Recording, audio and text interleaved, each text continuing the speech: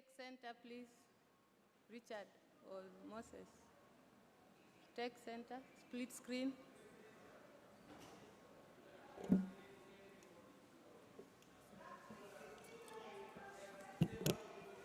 No, with the center, not the left. With the center laptop. Moses. Center laptop. Moses, nataka kuzikiu. List ya jana. Niendelee?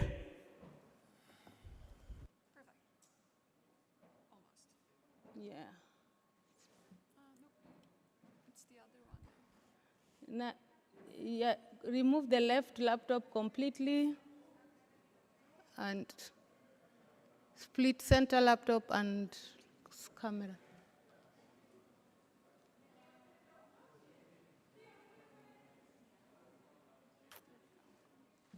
Yeah. Thank you so much. Now, Oh, yeah. program on the other side.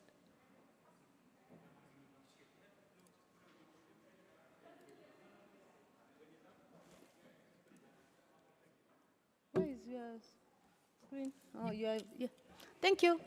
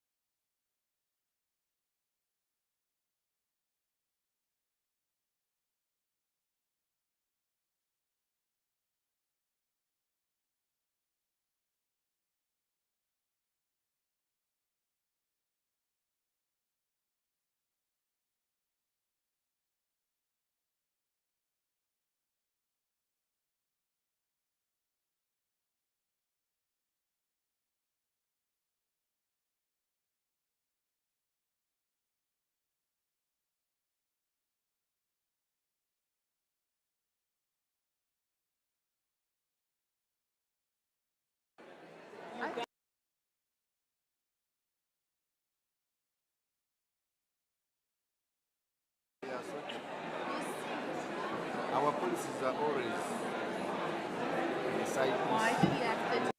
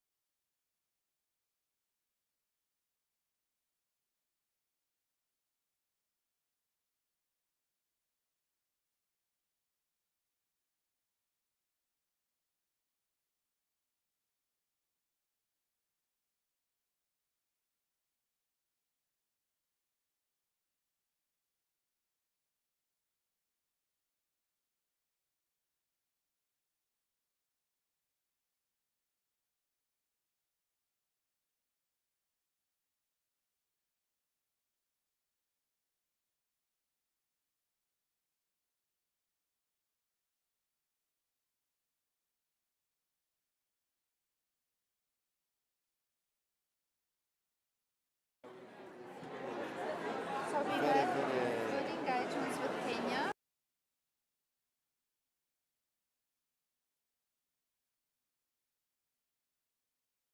Because this industry is not just about use poly. It's about how do we recycle and get to the recycling.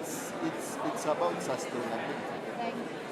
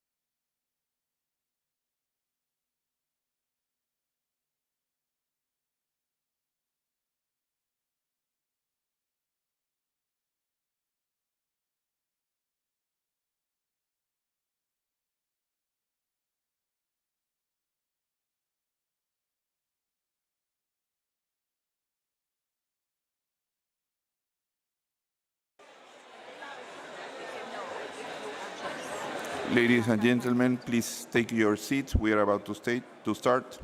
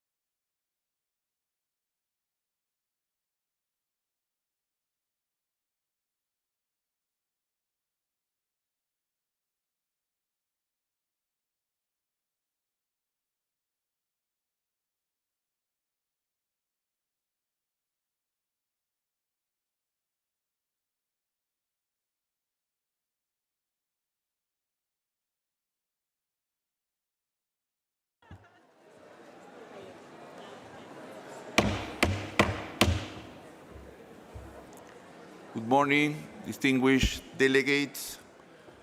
I would like to call the meeting to order. I invite delegates to take their seats.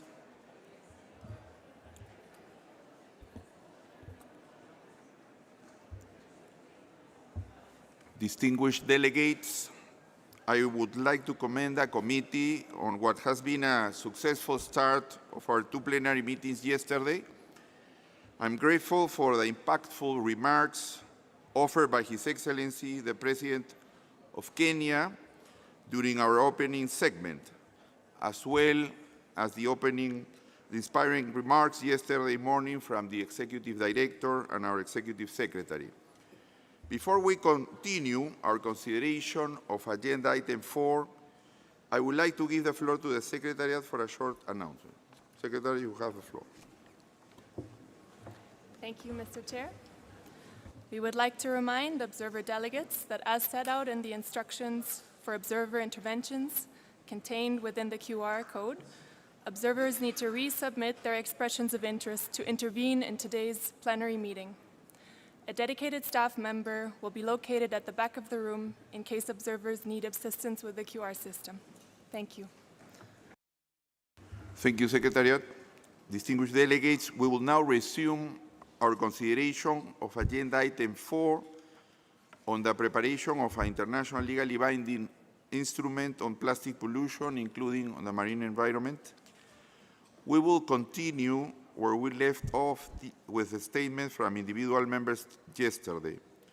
I have on my list the following members: Côte d'Ivoire, Vietnam, Uganda, Zimbabwe, Tuvalu, Guatemala, El Salvador, Eswatini, Kenya, Panama, Sri Lanka, Guinea-Bissau, Gabon, Togo, Thailand, Gambia, Kuwait.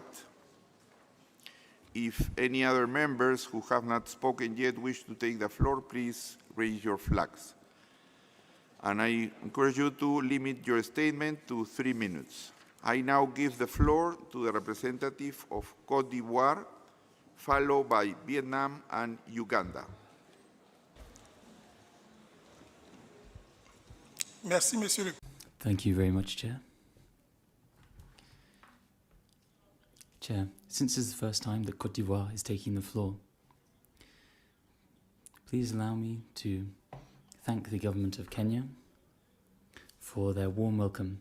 I would also like to thank UNEP for sparing no efforts in facilitating the participation of delegates from various countries in all of the negotiations. I would also like to thank you, Chair, for the leadership with which you are conducting our work. Chair, Côte d'Ivoire aligns itself with the statement made by Ghana on behalf of the African group. Plastic pollution has become a global issue.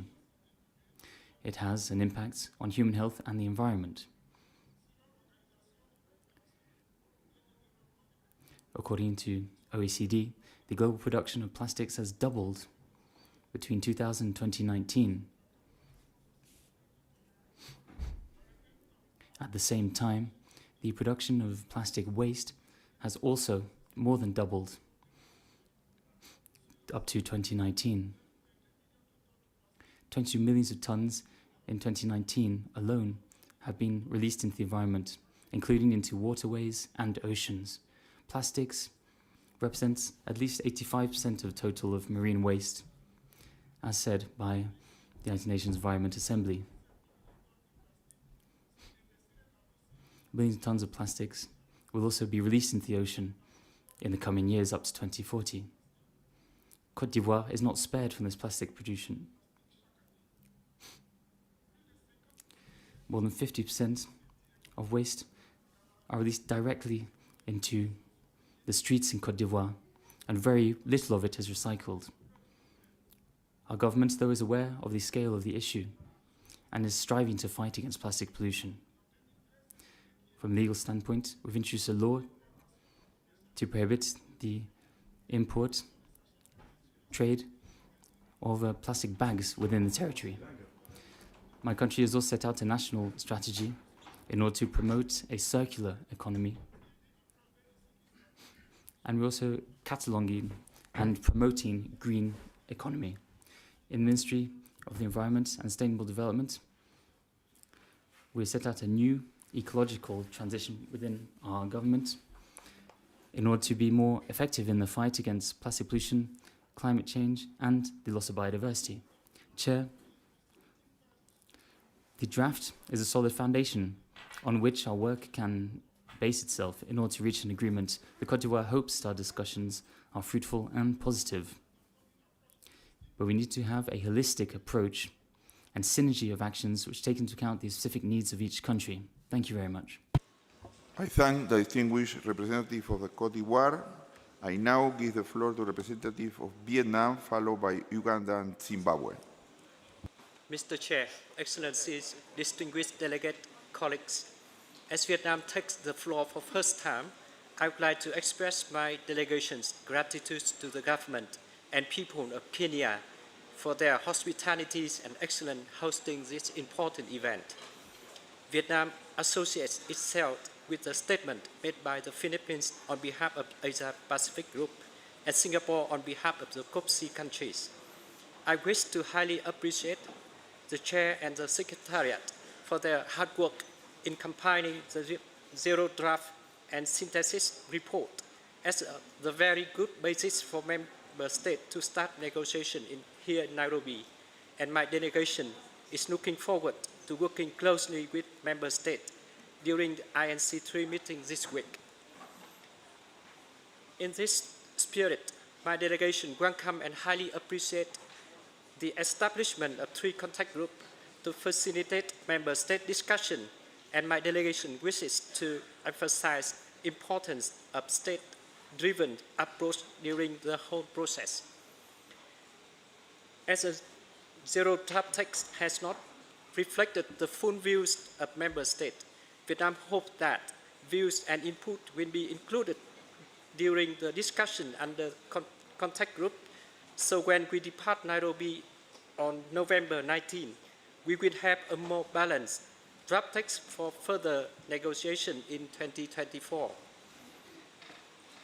As one of the very first member states that expressed support for building this instrument alongside Ecuador, Germany, and Ghana, Vietnam sees the important role of plastic in society, but also views plastic pollution as global problems that impacts our environment, ecosystem, and health.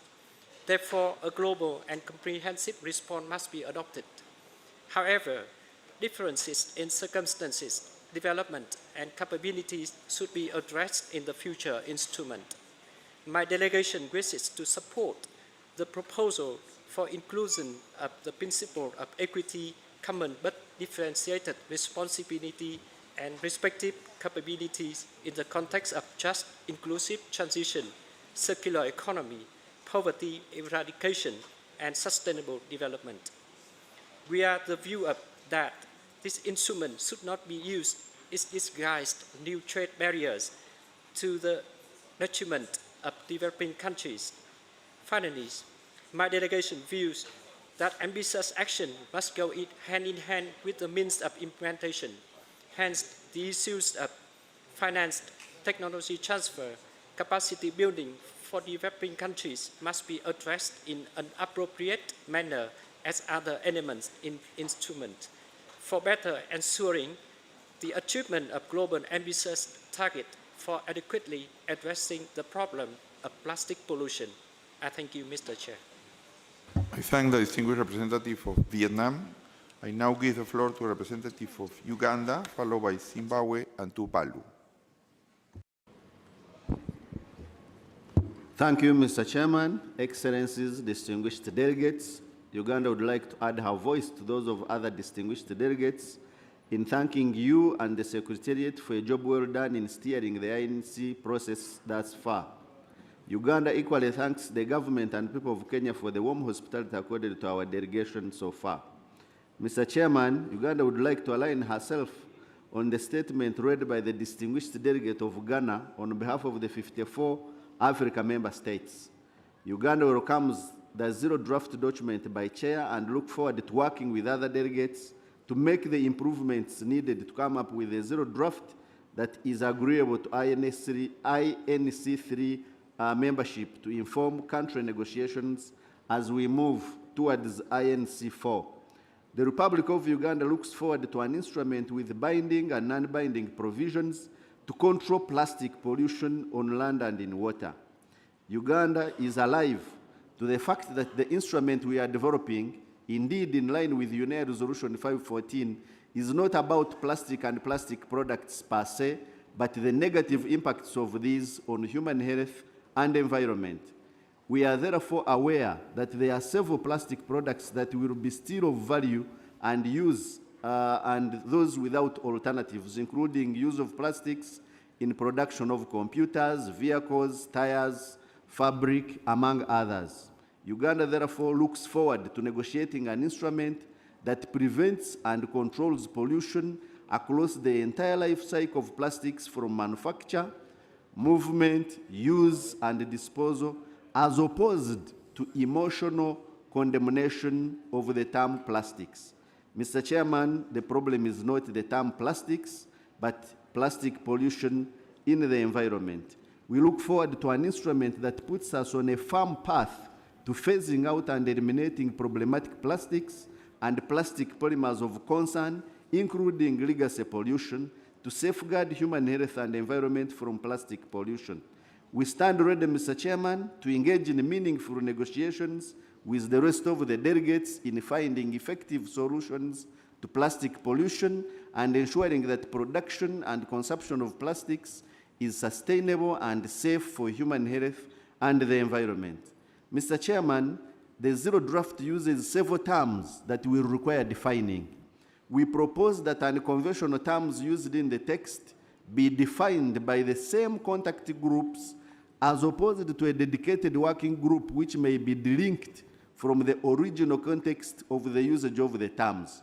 Mr. Chairman, we propose that as these unconventional terms are used by a given contact group, the definition should be agreed upon there and then instead of referring it to a third party. Thank you, Mr. Chairman, for your indulgence. I thank the distinguished representative of Uganda. I now give the floor to the representative of Zimbabwe, followed by Tuvalu and Guatemala. Thank you, Mr. Chairman. As this is Zimbabwe's first time to speak, I would like to thank and commend you and your team for successfully organizing this meeting, and also thank the people and government of Kenya for the warm reception we received since our arrival. Zimbabwe would like to affirm its commitment to a plastic pollution-free world, and would endeavor to join all efforts that will make us realize this dream. Zimbabwe also aligns itself with the positive sentiments expressed so far by the Africa Group and other delegations. Allow me, Chair, to quote verbatim from His Excellency, President of the Republic of Kenya's speech delivered yesterday morning. I quote, "The global community is waiting with great anticipation for the instrument that you will develop to chart a global plan for tackling plastic pollution. This anticipation is heightened by the zero draft, and it is the shared belief of many that this third session presents an opportunity for you, distinguished delegates, to convert the draft into a plan," close quote. We should stand guided as we navigate this odious journey to a world free of plastic pollution. I thank you. I thank the distinguished representative of Zimbabwe. I now give the floor to representative of Tuvalu, followed by Guatemala and El Salvador. Thank you, Mr. Chair. Tuvalu extends its congratulations to you and your team for steering this significant meeting. We seize this moment to convey our heartfelt appreciation to the people and the government of Kenya for their gracious hospitality, as well as to the INC Secretariat for coordinating this event. Tuvalu aligns itself with the statement by Samoa on behalf of the Alliance of Small Island States and the statement by Palau on behalf of Pacific Small Island Developing States. We take this opportunity to provide additional comments, emphasizing the critical importance of this global instrument in the context of our nation. Mr. Chair, we reiterate what others have said, that plastic pollution disproportionately impacts seeds like Tuvalu. Our land of just 26 square kilometers presents unique challenges compounded by loss of biodiversity, limited infrastructures, and heavily reliance on important goods, further adding pressure to our limited land and constrained disposal sites. Tuvalu's limited land mass and fragile ecosystem are already under extreme pressure to provide the needed service of our population. And Tuvalu relies on this instrument to deliver the meaningful results for the seeds such as Tuvalu, including adequate means of implementation that take into account our special circumstances as seeds. Mr. Chair, we need to ensure that human rights, human health, and environmental impact are considered at every stage of plastic life cycle. An instrument that only addresses part of plastic life cycle without reference to reducing production and the adverse impact of extraction and production would be considered a failure, as it ignores the harm to the people, the environment, and the climate system. We have shown our leadership to prevent environmental harm by pursuing innovative solutions to address the harm to the land and marine environment, including through recent advisory proceedings at the IDLOS. We feel this instrument is an essential tool in a comprehensive approach to generating effective change to the present and future generation. Tuvalu looks forward to actively participating in refining the zero draft, aiming to comprehensively address plastic pollution from its inception through its full life cycle in accordance with principles outlined in the Rio Declaration. We steadfastly believe that the development of a strong instrument to combat plastic pollution will have a far-reaching positive impact, ensuring the protection of human health and environment. Thank you, Mr. Chair. I thank the distinguished representative of Tuvalu. Ahora le doy la palabra al I now give the floor to the representative of Guatemala, followed by El Salvador and Eswatini. Thank you very much, Chair. Distinguished delegates from the various countries, we would like to express our sincere thanks to the Secretariat for their sound work in drafting and disseminating the various documents for this meeting. I'd also like to thank the government of Kenya and UNEP for hosting this third session of the INC.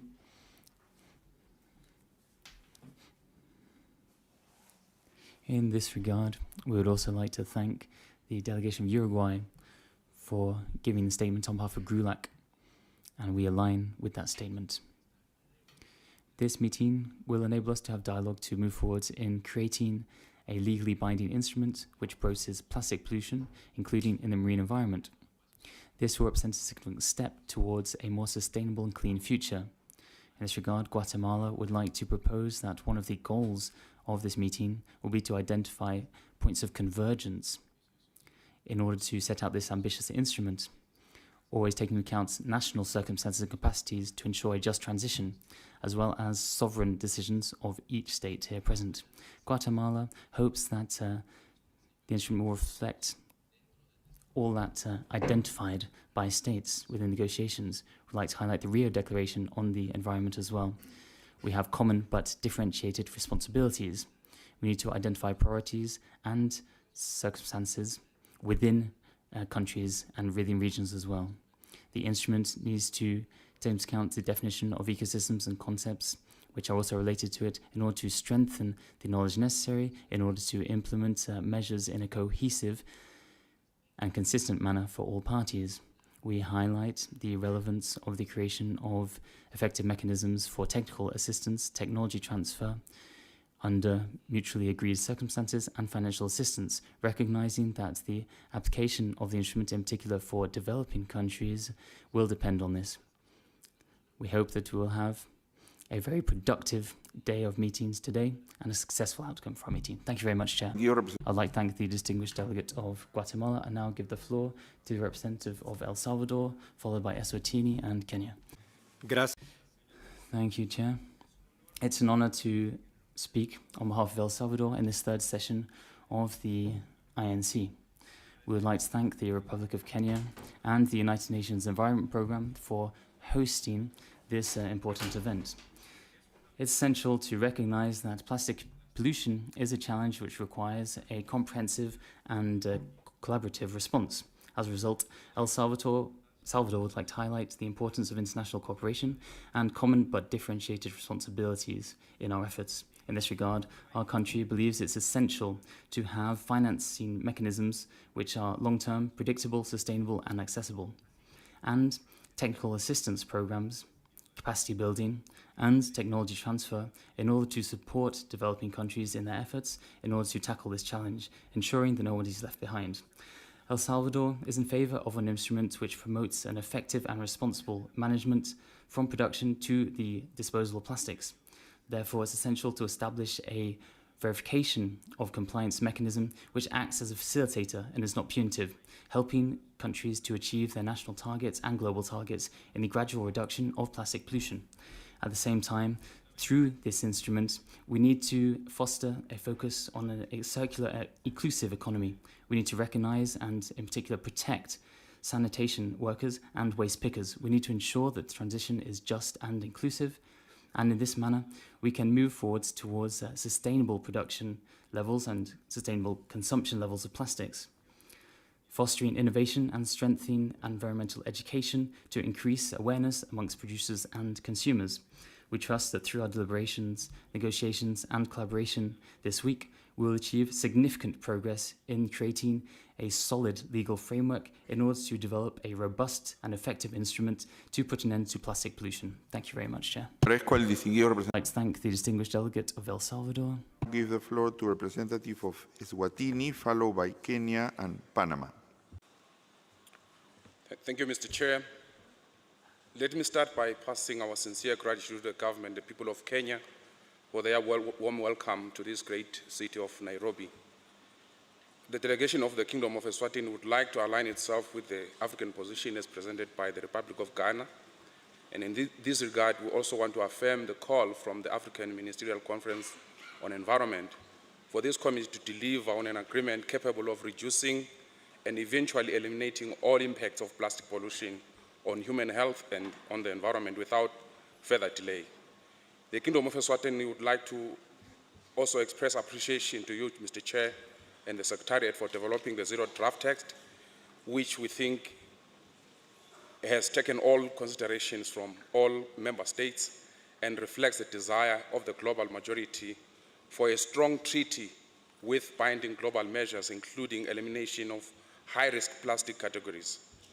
The Kingdom of Eswatini supports the call for a dedicated fund to provide the necessary financial resources to all eligible developing countries in order to meet their commitments under the instrument. We further request the developed country parties to provide adequate, predictable finance and environmental sound technology transfer to all eligible developing countries. Our delegation further expressed the need to move swiftly through and for this opening segment and to the substantive discussion to review the provisions of the Chair's zero draft in the 3 conduct groups as proposed by the Chair.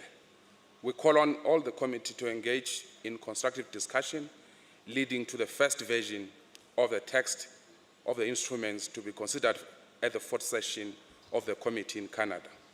We further call upon all private sector, business, labor, and civil society stakeholders to move ahead and prepare for a world and a future global economy devoid of plastic pollution. We look forward to the adoption of a clear mandate and timelines for the necessary intersessional work at the 4th and the 5th session, where the first list of chemicals of concern, including monomers and polymers, will be included in the treaty annexes, bringing us closer to the ambitious goal and the globally legal binding instruments to stop plastic pollution. Finally, Eswatini is in full support of the proposal by the Republic of Kenya for the hosting of the Secretariat of this treaty at the headquarters of United Nations Environment Programme here in Nairobi, which was eloquently presented by the President of Kenya yesterday. I thank you, Mr. Chair. I thank the distinguished representative of Eswatini. I now give the floor to a representative of Kenya, followed by Panama and Sri Lanka. Thank you, Chair. Kenya is delighted and honored to host INC-3 and welcomes all the distinguished delegates to Nairobi. We wish everyone a pleasant stay and look forward to fruitful deliberations. Kenya aligns with the statement read by Ghana on behalf of the African group. Kenya acknowledges the progress that the INC has made so far and looks forward to proceedings with the same spirit to deliver an acceptable text of the draft instrument over the coming week. We thank the Chair and the Secretariat for providing the zero draft and the synthesis report, which will guide us in developing the first draft of the instrument. Further, my delegation appreciates the concerted efforts of the Secretariat and the Chair in establishing the 3 contact groups, which in the INC is to engage and deliberate in consideration of the contents of the instrument. Kenya supports the Chair's proposal to commence negotiations in earnest using the current circulated documents. The Chair's text is well considered and presents the diverse options proposed by the INC, upon which the Member States are to propose amendments and adopt by consensus. My delegation also notes that the text needs to be supported by various annexes that are to be developed. In this regard, intersessional work will be crucial to consider this missing text, and the proposed hybrid approach of both virtual and in-person meetings is highly welcome. My delegation notes that the detriments of plastic pollution, both on land and in the marine environment, pose a potent challenge to human health, biodiversity, and the entire global environment in totality. Kenya supports the need to have a globally legally binding instrument that has control measures that should be implemented from a top-down approach. Further, Kenya notes that the scope of the treaty should cover the full cycle of plastics, targeting the upstream, midstream, and downstream phases of the plastic life cycle. Kenya notes that the polluter pays principle is key to addressing plastic pollution and should be implemented through EPR at national, regional, and global levels. Kenya affirms that extended producer responsibility provides a holistic framework for addressing the full life cycle aspects and circularity of plastic products. EPR provides a mechanism for reducing plastic pollution by design through eco-design measures and instilling life cycle obligations to the post-consumer stage and end-of-life management. In order to create more consistent measures, extended producer responsibility mechanisms should not be limited to geographical boundaries, but follow the true plastic value chains that transcend across borders, countries, and regions.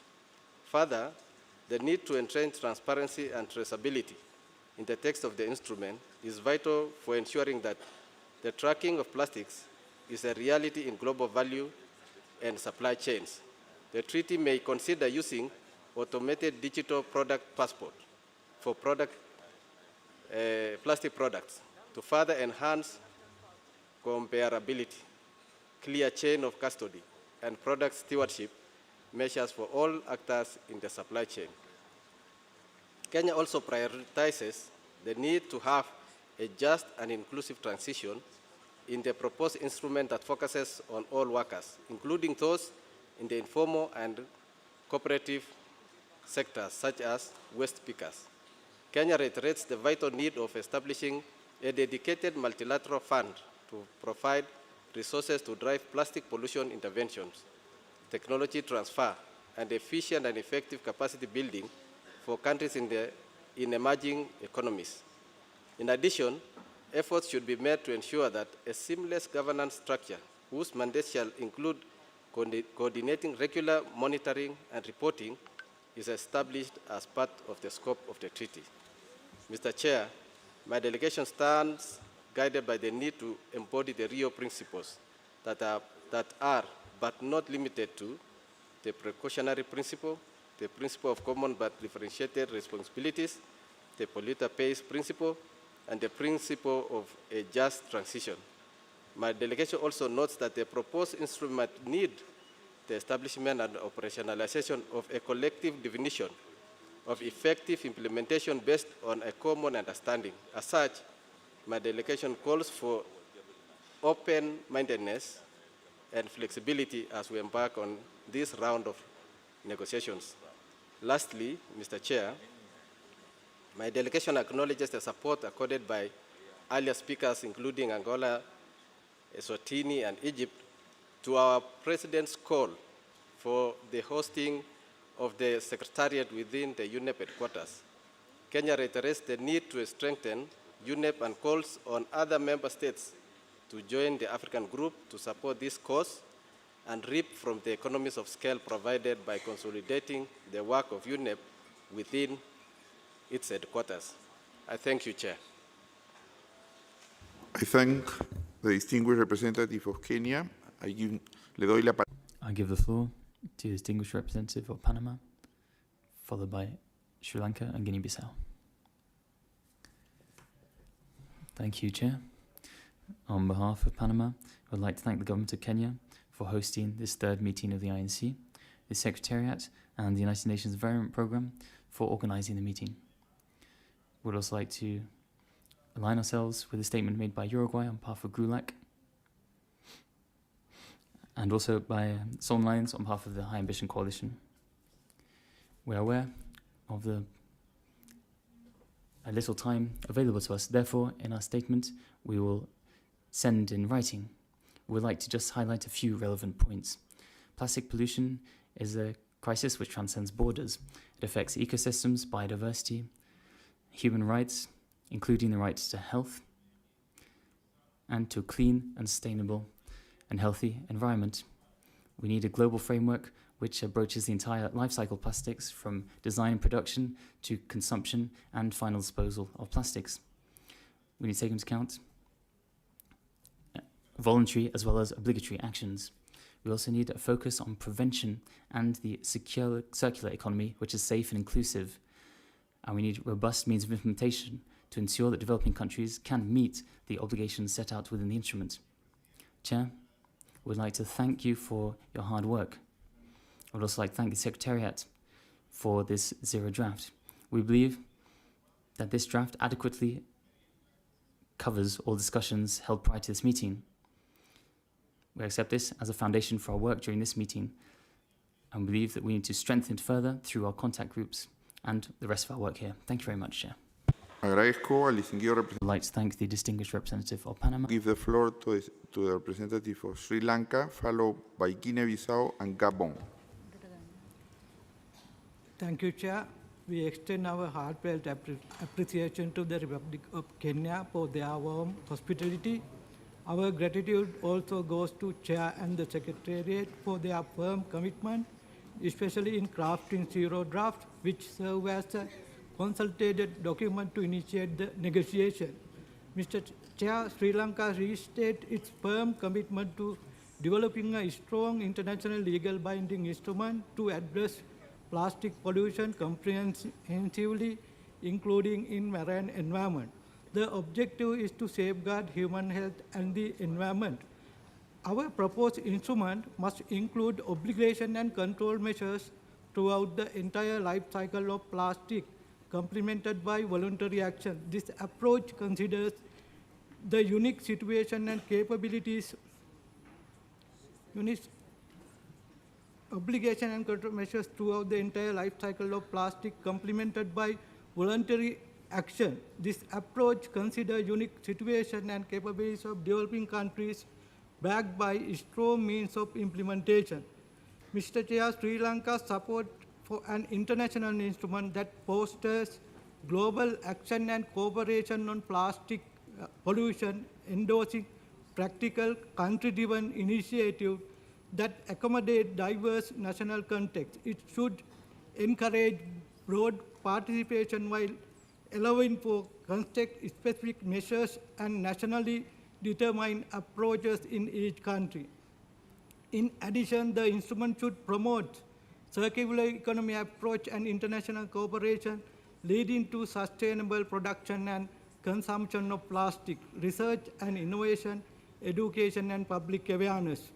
Mr. Chair, Sri Lanka firmly upholds those key principles of international environmental law, such as Rio principles outlined in Rio Declaration on Environment and Development, should guide the interpretation and implementation of the instrument provision. Additionally, it should be guided by the principle of just transition, the promotion and protection of human rights, gender perspectives, intergenerational equity, non-discrimination, transparency, accountability, coherence among existing conventions, and the use of the best available science, traditional knowledge, knowledge of indigenous people, and local knowledge system.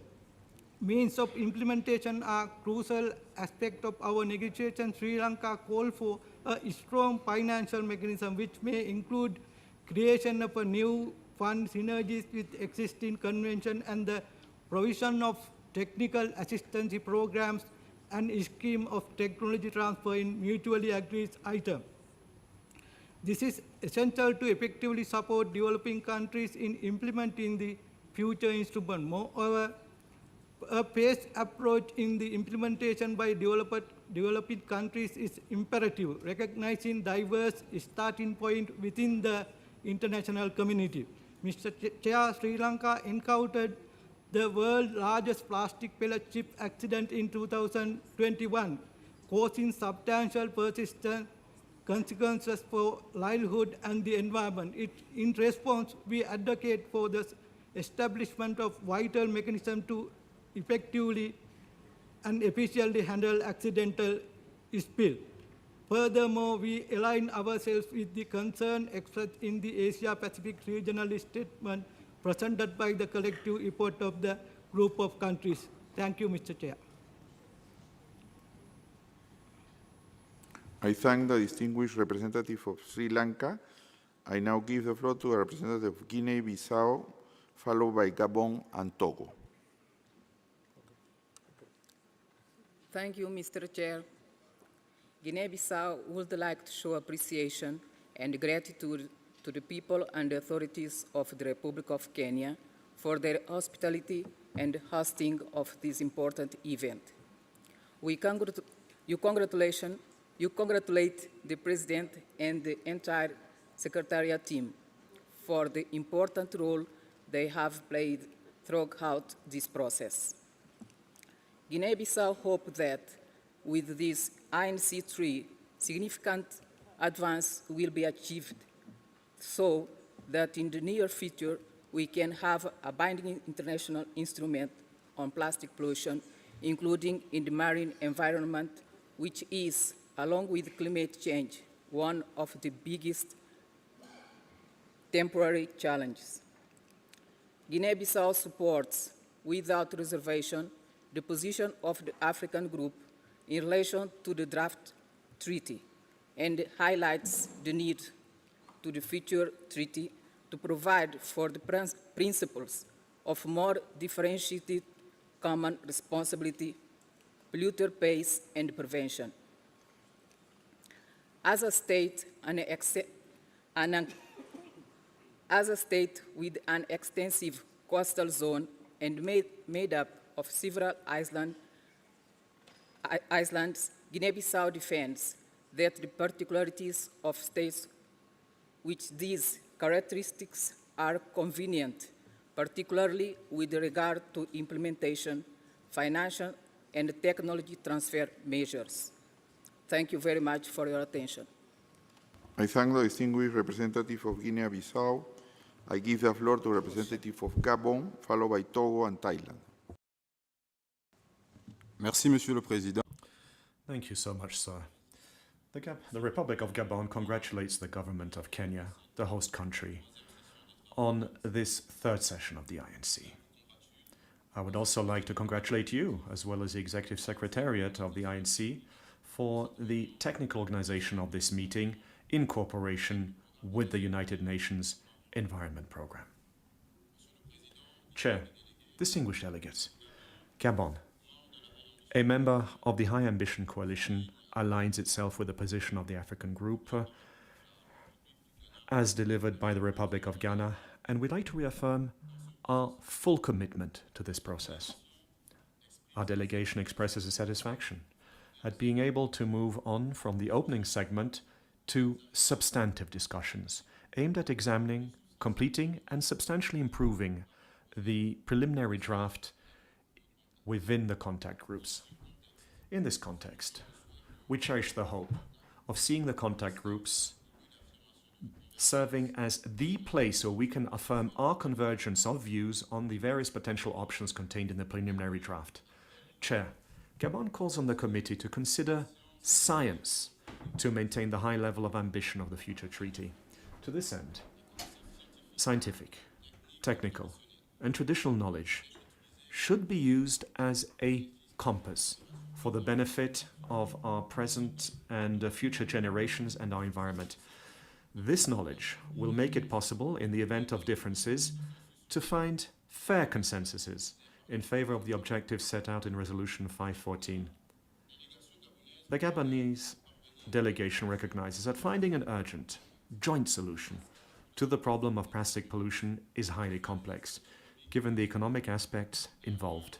Nevertheless, we can agree that preserving the environment and human and animal health, generally speaking, transcends the multifaceted issues of our contemporary society. At the end of this session, we would like to see the adoption of clear mandates and clear timetables for the intersessional work required for both INC-4 and INC-5. Chair, the fight against plastic pollution is a fight to protect human rights. This is undoubtedly the meaning of the statement made by the United Nations High Commissioner for Human Rights, and I quote, "Respect for human rights can ensure that environmental policy is based on facts and evidence." I thank you. I thank the distinguished representative of Gabon. I now give the floor to representative of Togo, followed by Thailand and Kuwait.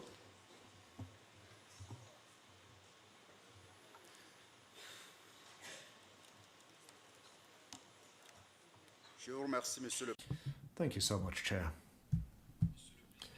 Chair, allow me to start by conveying my gratitude to the government of Kenya for the warm welcome, as well as all the modalities that have been put in place to facilitate our work here in Nairobi. We would also like to thank the United Nations Programme for the Environment, as well as all of the organizers involved in coming up with the necessary measures for the holding of INC-3. Tasked with elaborating a legally binding instrument regarding plastic pollution, including in the marine environment. It would be remiss of us to continue without extending our compliments and our gratitude to both the Chair and the Secretariat of the INC for all of the efforts made in elaborating the Zero Draft. The Zero Draft, which will serve as the foundation for our exchanges here. Togo would like to associate itself with the position voiced by the African group, by Ghana, and we cherish the hope that this meeting will enable us to forge the foundations of an instrument which over the longer term will assist states in their efforts aimed at fighting against plastic pollution, whose effectiveness will of course hinge on our synergy of action at an international level. So, there is a need to note that individually speaking, states, the least developed states, cannot tackle plastic pollution as a result of porous borders. Today, the impact of plastic pollution on human health as well as animal health, as well as environmental ecosystems and biodiversity, is clear to all. We would therefore like to see the future instrument take into account issues of pollution and plastic consumption reduction, as well as issues of circularity, without, of course, forgetting the setting up of effective financing mechanisms for the financing of the future agreement. This agreement, to be successful in terms of its implementation, will have to take into account plastic waste, both historic plastic waste, which has already which is already in our soils and which, of course, threatens both our water supplies and agricultural productivity, including in the marine environment. So, my delegation strongly backs the process currently underway, and we urge all states to lend their contribution to eradicate plastic pollution, which is a serious threat to the whole of our planet, especially during this 21st century. By way of conclusion, Congo wishes to back the idea that the Secretariat of the future agreement should be based in Nairobi, in Kenya, in a strengthened framework of UNEP. I thank you, sir. I thank the distinguished representative of Togo. I now give the floor to representative of Thailand, followed by Kuwait and Gambia. Asante, Mr. Chair. Jambo Sawadika, all of distinguished colleagues here. As taking a floor at the first time, Thailand would like to express our sincere appreciation to the government and people of the Republic of Kenya for their warm hospitalities. Our profound gratitude is also extended to you, Mr. Chair, and your team for your leadership and dedications, as well as the Executive Secretary and her team for their tireless efforts in preparing this crucial third session of INC.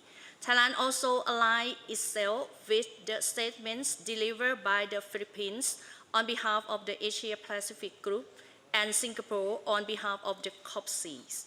Thailand considered the zero draft, the synthesis report, and all submissions from member states and observers as a very good basis and a starting point of our discussions with the aim to advance the committee's work.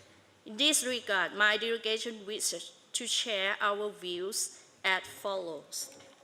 First, addressing plastic pollution must remain the core of the instrument. The zero draft should consist of key provisions on control measures where stages of plastic life cycle cause all potential harmful impacts on environment and human health. The definition, terms, and scope of the instrument should be clearly described for mutual understanding. Second, the principle of the instrument should be clearly stated in the preamble, including principles listed in the Rio Declaration on Environment and Development, inter-area common but differentiate responsibilities, and precaution principle. In addition, clean chemistry, 3 Rs, circular economy, extended producer responsibility (EPR), polluter pays principle, the SDG 12 on responsible consumption and production and waste management hierarchy should also be included. Third, our key priority provision to be included in the zero draft, among others, are definition of key terms, chemical substance of concern in plastics, problematic and avoidable plastic products, intentionally added microplastic, and unintentionally released microplastic, design criteria and performance for circularity and 3 Rs, alternatives and innovations, and recommendation on appropriate application of each plastic polymer type. These provisions require the intersectional work of the dedicated scientific and expert groups with the collaboration engagement of relevant industry, so as to recommend all related screening criteria and identify initial relevant lists to be placed in the annexes in support to further consideration and negotiation by the committee. Fourth, the committee would consider to establish the open-ended working group to develop intersectionally on means of implementation and implementation of the instrument. Its work should be included but not limited to proposing potential scope and guidance of national action plan, resources mobilization, especially financial mechanism and innovative financings, monitoring scheme and modality of technologies transfer. The OEWG should evaluate the pros and cons of existing financial mechanism and its effectiveness, comparing to having a new dedicated mechanism or a hybrid option for the consideration by the committee. Mr. Chair and all distinguished colleagues, Thailand does hope the deliberations of the INC-3 should build upon outcomes of discussion based on the zero draft, the synthesis report, and all submission with a view to advance our work and establish the intersessional work. Indeed, my delegation looks forward to constructive engaging in contact groups discussion. Much work remains to be done. Thailand reaffirms the commitment to support the work of the INC and our readiness to be a constructive partner in developing an ambitious instrument. We, with this meeting, fruitful discussion with deliberations and input from all stakeholders, as is will set the important groundwork and modality for either next sessions or intersessions of the INC work. Asante san ขอบคุณค่ะ I thank the distinguished representative of Thailand. I now give the floor to a representative of Kuwait, followed by Gambia and Paraguay. In the name of Allah, the most merciful and most compassionate, Mr. President, dear heads of delegates, ladies and gentlemen, may the peace and the blessings of God be upon you all. At the outset, I would like to wholeheartedly thank the government of the Friendly Republic of Kenya for hosting this conference and for its warm welcome.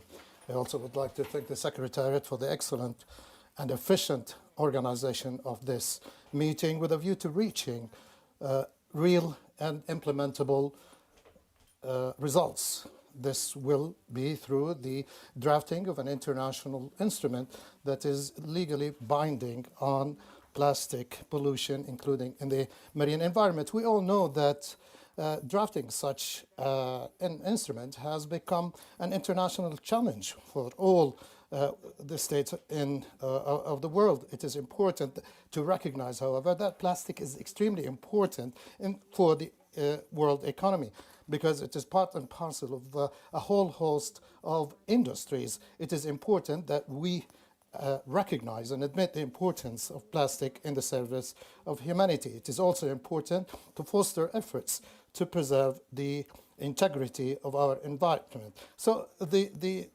draft instrument should be based on a sound scientific approach to curb pollution. It is important also to bring about the benefits of scientific expertise in managing waste. We also have to take into consideration the economic circumstances of each state, and we need to take into consideration their interests and sovereignty. Mr. President, Kuwait has always confirmed the necessity to bridge all gaps with a view to reaching consensus among stakeholders in the negotiation of this zero draft. Well, this current draft lacks the fundamental principles upon which negotiations should be based, which has actually hindered a consensus to reach a common ground, which should be the beginning of any efforts to draft this instrument. Well, we think that circular economy is one of the solutions that will lead to a sound management of waste, which is actually extremely important. Kuwait has adopted this approach in accordance with its 2040 vision, and this is demonstrated by the implementation of strategies and the technical programs that fosters recycling as well as circular economy in its efforts to achieve sustainable developments. We also are raising awareness of all components of the society with a view to effect a behavioral change. Well, Kuwait appreciates all efforts that will lead to this draft to curb plastic pollution. We're ready to cooperate with all stakeholders with a view to finding the best solution to a sound plastic waste management. Thank you. Representative of Kuwait. I now give the floor to representative of Gambia, followed by Paraguay and Papua New Guinea. Mr. Chair, distinguished delegates, ladies and gentlemen, the Gambia delegate would like to thank the government of the Republic of Kenya for hosting the INC-3 and the Secretariat for organizing this meeting and provision of the zero draft for this negotiation. Mr. Chair, the Republic of the Gambia attaches high priority to reducing and eventually eliminating issues related to plastic pollution and promoting sound management of plastic pollution and waste, and therefore aligned herself to the statement read by the distinguished delegate of Ghana on behalf of the African region. Cognizance of the negative impacts plastic poses to the health and environment of current and future generations, the Gambia is with the view that the primary and ultimate goal of every nation is to protect human health and the environment from the risks posed by the unsound use, management, and release of plastic and related waste into the environment we all depend on for living.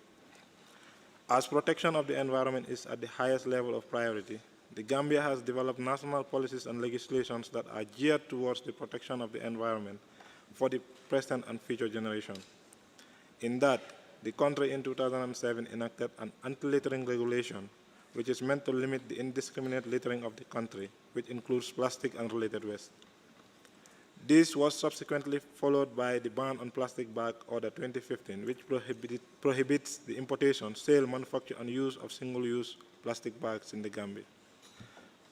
This, to a higher extent, has yielded positive results in reducing the amount of plastic-related waste generated over the years, and no waste is allowed into the country, thus leading to the use of reusable bags and recycled materials in the country, as well as phasing out single-use plastics. In conclusion, Mr. Chair, we strongly reaffirm to align our commitment in joining the global efforts in addressing environmental challenges, particularly on plastic pollution and related waste, which continue to threaten life and humanity. We strongly believe ending plastic pollution requires collective responsibilities, irrespective of the economic status of our countries, taking into consideration our national realities as a developing country. We are ready to partner with all member states or organizations in enhancing our national efforts in making the planet a better place for us and generations to come. Collectively, we can all make a difference in paving solutions to the comprehensive life cycle approach to prevent plastic pollution. I thank you all for your attention. I thank the distinguished representative of Gambia. I now give the floor to the distinguished delegate of Paraguay, followed by Papua New Guinea and Libya. Muchas gracias. Thank you very much for giving me the floor, Chair.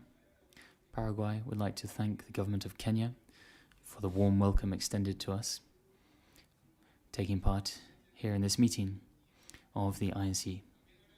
We'd also like to thank the Secretariat and the committee for facilitating the development of a zero draft for this meeting. Our country is committed to contributing to this process to develop an international legally binding instrument on plastic pollution, including the marine environment. We would like to also thank the distinguished delegation of Uruguay, who spoke on behalf of GRULAC yesterday. We support that statement and will work together to achieve our joint objectives. Chair, for the drafting of the instrument, we need to rely on the principles of international consensus and cooperation, principles mentioned in the preparatory meeting on Saturday, 11th November, here in Nairobi. In particular, we highlight the principle of common but differentiated responsibilities and consensus. Both these principles are enshrined in the Rio Declaration. For us, they are the essential foundation for any decisions taken during this meeting here and following meetings.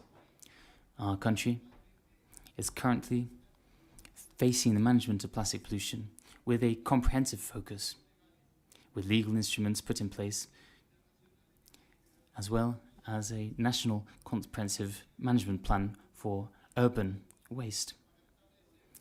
We help our municipalities to implement their own management plans for plastic waste in line with their local circumstances. We have a challenge of implementing this national plan for plastic waste, but this is based on scientific criteria and shows causes and effects on human health which are harmful, and also so that microplastics can accumulate in organisms. Therefore, we really need this legally binding instrument. Once agreed to, it will provide a valuable tool to improve and protect human health and the environment within these spheres. We believe that the provisions set out within the new instrument should not duplicate that set out in other MEAs. Nevertheless, they should be complementary, creating synergies. Thank you very much, Chair. I'd like to thank the distinguished delegate of Paraguay. Give the floor to the representative of Papua New Guinea, followed by Libya.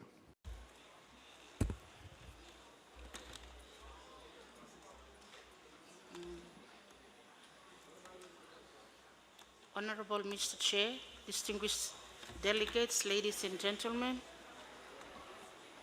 on behalf of the government of Papua New Guinea, I take this opportunity to thank the Secretariat and the government of Kenya to the warm welcome and organizing of this third session of the Intergovernmental Negotiating Committee to develop a comprehensive legal binding instrument on plastic pollution, including in the marine environment. Papua New Guinea is very appreciative of the progress made by the Secretariat so far, especially on the zero draft and the synthesis report, which form the basis of these discussions and deliberations. The linkage of plastics into the ecosystems, including in the marine environment, continues to be a growing concern in Papua New Guinea. The government has taken measures to address plastic bags. However, given the local industry, we continue to face many challenges. We recognize, as reaffirmed by many countries, a legally binding instrument will assist to address our plastic issues. Papua New Guinea, with an exclusive economic zone of over 3 million square kilometers and a coastline of over 17 million kilometers, Papua New Guinea is determined to ensure that we take effective leadership and ownership of our maritime zones to protect, conserve, and sustainably use our marine resources for our national development and people's welfare. Our commitment in this regard remains firm and strong. Papua New Guinea aligns our position with the statements made by the Pacific Island developing states. We recognize the UN Resolution 5/14 provides the scope of this instrument. We strongly support the call for environmental, social, and human health, considering seeds and the cultural aspects, as well as the rights of indigenous communities to a healthy, productive, and resilient ocean and seas. Papua New Guinea emphasizes the need to access and availability of scientific information and data, environmentally sound innovations, and technology, technical assistance, and sustainable financing to address the global problem. Hence, the instrument should align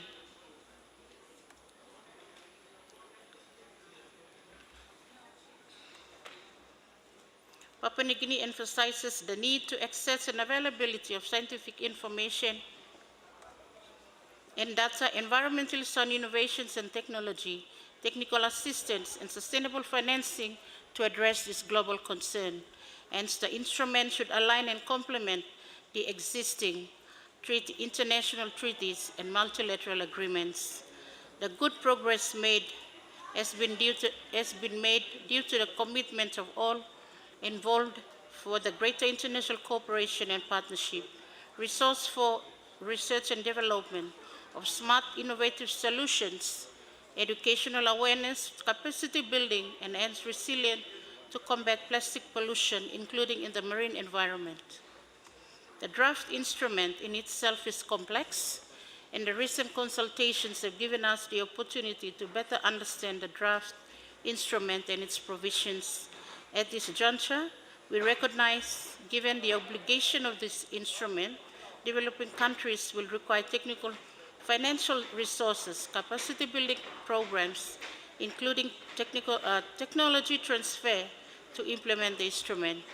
The instrument also calls for greater collaboration, cooperation, partnership, and synergizing of resources for research and development in plastics.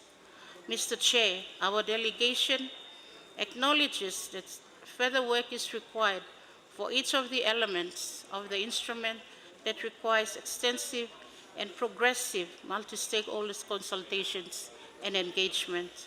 There is still a great deal of work that are before us, and we need to focus our attention to substantive matters if we are to progress in these negotiations. We look forward to further deliberations. I thank you.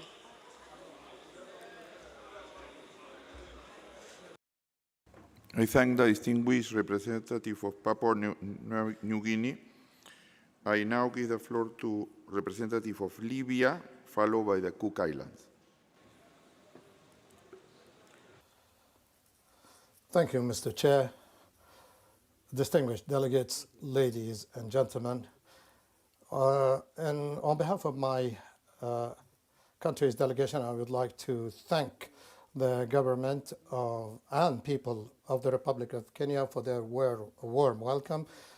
And at the same time, I would like to congratulate UNEP and the Secretariat of INC on this resounding success in hosting and organizing the third session of the Intergovernmental Negotiating Committee in Nairobi. We also would like to thank the chairman of INCD and the Secretariat of INC for the zero draft text, and we look forward to constructive negotiations and discussions that would lead us to the first draft of the text of this instrument for consideration during the fourth session of the INC. We would like to align ourselves with the statement of the African group, and we would like to express our support for hosting the Secretariat of the future instrument at the headquarters of the United Nations in Nairobi. Ladies and gentlemen, we have successfully come halfway to a legally binding international instrument on plastic pollution, including in the marine environment. Yet, we still have some challenges in terms of the details of this text. In conformity with the United Nations Environment Assembly Resolution 514, the INC will develop a legally binding international instrument on plastic pollution, taking into account, among other things, the principles of the Rio Declaration on Environment and Development. In this connection, the 27 principles of the Rio Declaration, as well as the 26 principles contained in the Stockholm Declaration and Plan of Action for the Human Environment, which placed environment issues and pollution control at the forefront of international concerns. Well, I believe that these principles can serve as a valuable reference that can be well used to discuss the principles during the period allotted to them. Also, the session should take principles concerning our institutional mechanisms, and we have to set the stage for the exchange of expertise, to provide financial support, capacity building programs for the developing countries. So the support should cover the following. First of all, build capacities in terms of data collection and plastic waste management, as well as reporting. It is important to provide support for the small and medium-sized enterprises in the field of the waste management. It is important to also put in place socio-economic studies, bearing in mind the social, economic, and security situation in the states. Fifth, it is also important to involve all stakeholders in the execution of national action plans and waste management, including waste collectors and indigenous people. It is also desirable that the treaty be open to development and improvement, and in line with the Minamata, Rotterdam, and Stockholm, and Basel, as well as UNEP CCC conventions.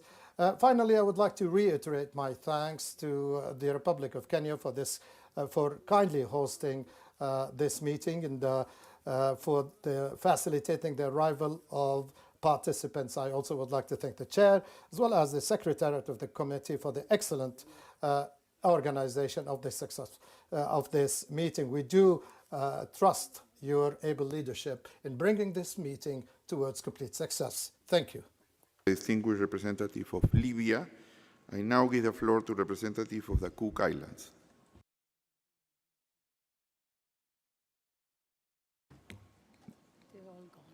Okay, I think we already had the last intervention of member states.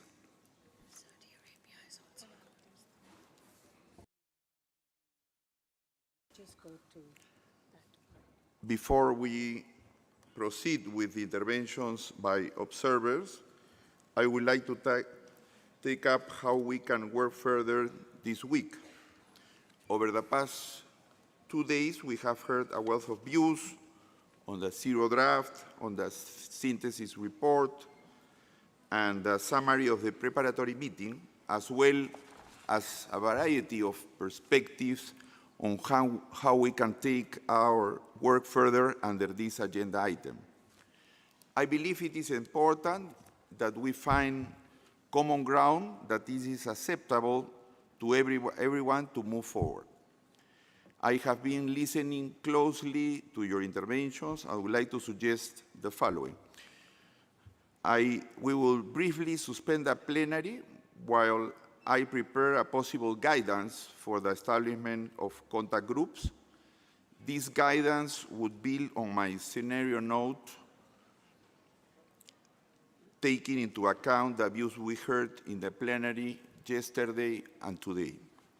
I hope this is acceptable to delegates.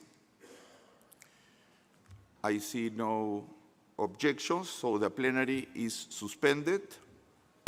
We will come back with observers after this. Thank you.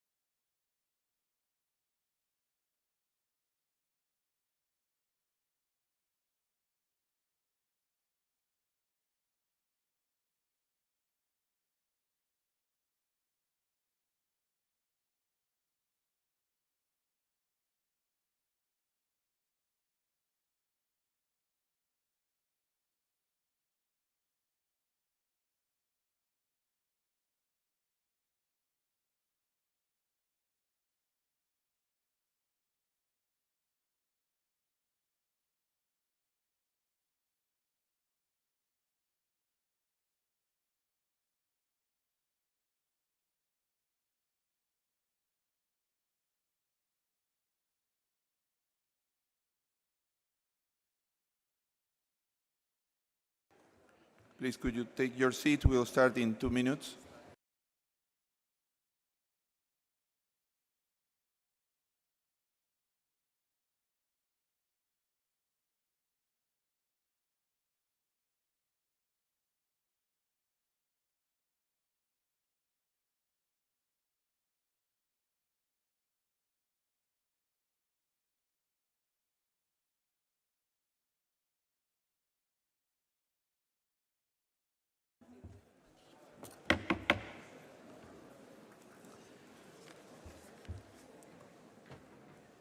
Distinguished delegates, I would now like to take up the establishment of contact groups before giving the floor to the observers.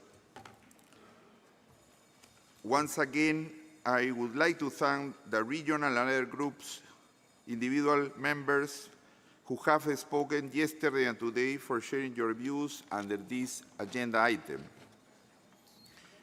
Having heard your interventions, I have prepared the following guidance, which will be made available on the INC website. I propose to establish the following contact groups. Contact Group 1, which would review Part 1, text of the objective, and Part 2 of the annex to the zero draft, document 3/4.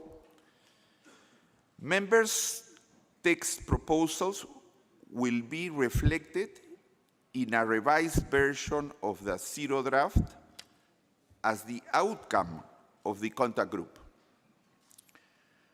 We would also expect to hear the co-facilitators' summary of the discussions during the plenary on Saturday, 18 November. The contact group would be mandated to consider the zero draft and inputs from members to be incorporated in a revised version of the zero draft, and inputs on the possible relevant intersessional work, if any, to be reported to the plenary on Thursday and communicated to the Contact Group 3 for further elaboration. The Contact Group would be co-facilitator by Ms. Gwen Cisior of Palau and Mr. Axel Borschmann of Germany. Now, Contact Group 2, which would review Part 3 and Part 4 of the annex of the zero draft. Members' text proposals will be reflected in a revised version of the zero draft as the outcome of the contact group. We would also expect to hear the co-facilitators' summary of the discussion during the plenary on Saturday, 18 November. The contact group would be mandated to consider the zero draft and inputs from member states from members to be incorporated in a revised version of the zero draft, and inputs on the possible relevant intersessional work, if any, to be reported to the plenary on Thursday and communicated to Contact Group 3 for further elaboration. The Contact Group would be co-facilitator by Ms. Kate Lynch of Australia and Mr. Oliver Bwashi of Ghana. Contact Group 3 would be Contact Group 3, which would consider the elements addressed in the synthesis report on elements not discussed at the second session of the committee, taking into account also the discussions at the preparatory meeting and summary of the preparatory meeting and intersessional work. Proposals will be reflected in the outcome of the contact group. We would also expect to hear the co-facilitators' summary of the discussions during the plenary on Saturday, 18 November. The contact group would be mandated to consider the elements addressed in the synthesis report and inputs from members for the placeholder in the zero draft. Consider needs and timelines identified for relevant intersessional work, if any, on the substantive matters discussed by Contact Group 3. Prepare recommendations with respect to possible intersessional work and its modalities for issues identified in Contact Groups 1, 2, and 3, informed by the relevant work in these contact groups. The contact group would be co-facilitated by Ms. Marine Collignon of France and Mr. Dani Rajdiansyah of Indonesia. For all three of the groups, I wish to highlight the following points. I propose that co-facilitators structure discussions in the order of the elements as presented in the zero draft and the synthesis report as relevant and to the extent possible.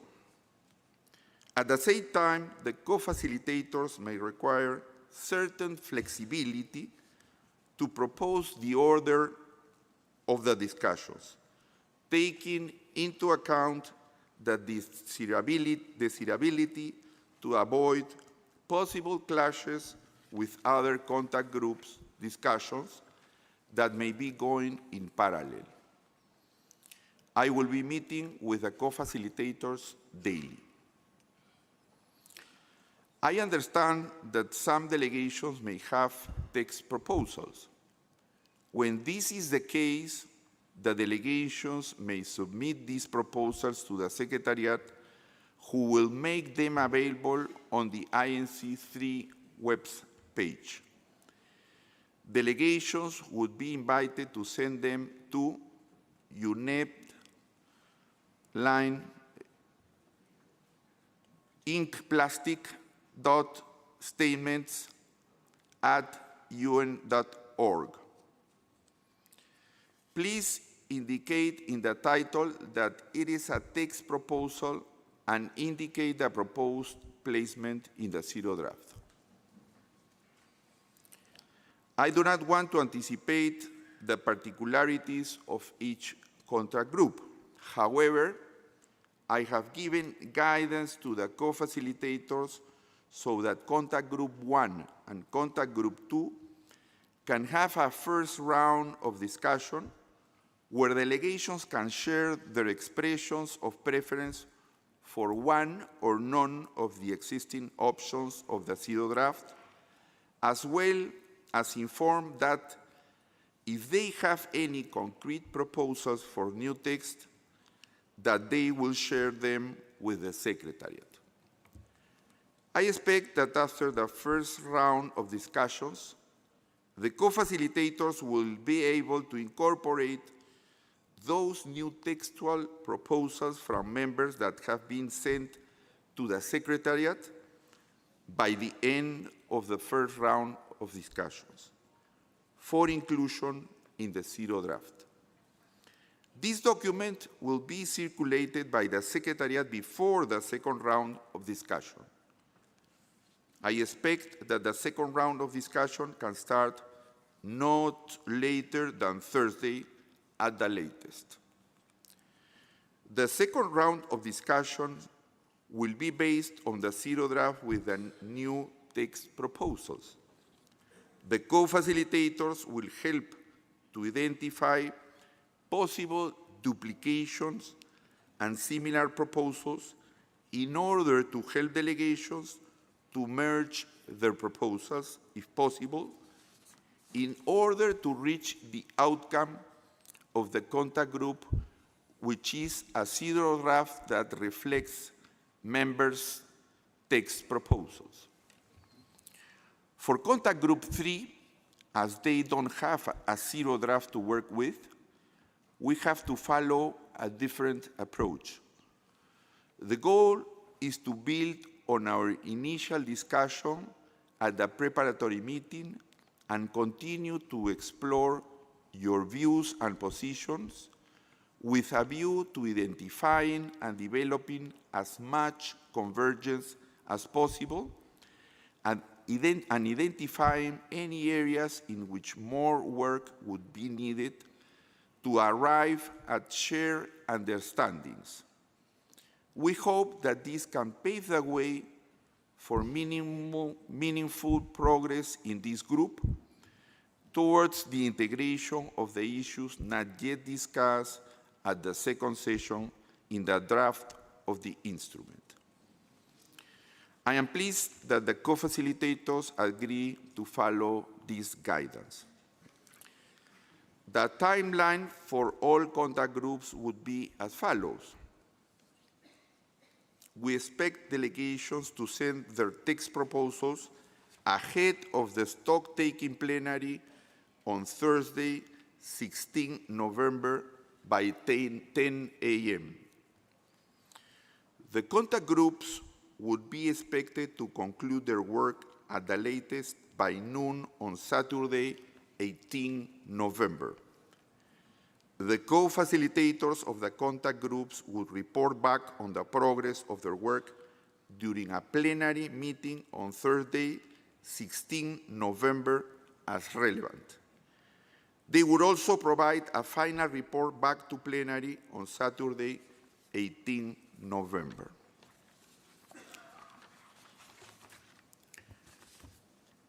May I take it that the committee wishes to establish the contact groups as just introduced? I give the floor to Saudi Arabia. Thank you very much, Chair. It's very clear, and we thank you for the clarity on the mandate for the contact groups, and we're happy to move forward. We just had a question for clarification in regards to contact group 3 and the way forward. We understand that it is in a different position since contact group 1 and 2 had the discussions in INC-2.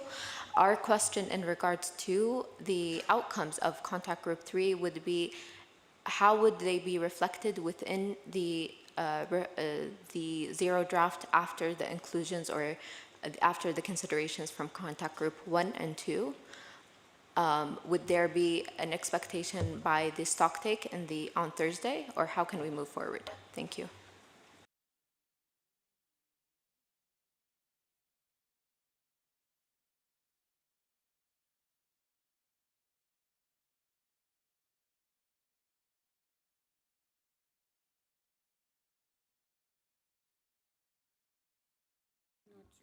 Thank you very much for that question.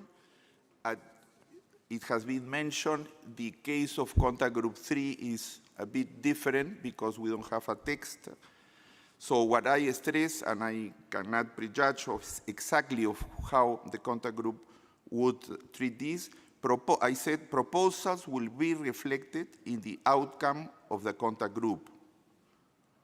So this is, as I mentioned, what we could say at this moment. No, we cannot prejudge exactly how it's going to be developed, but I understand the difference between contact group 1, 2, and 3.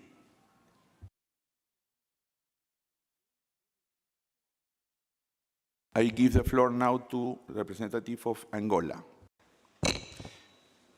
Thank you, Mr. President.